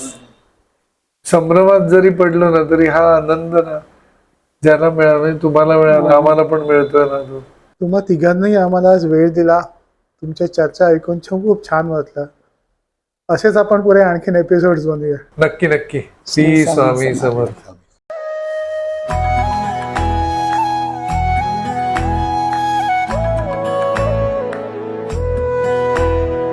अध्यात्मावर अशीच माहिती मिळवण्यासाठी देव माझा चॅनलला सबस्क्राईब करा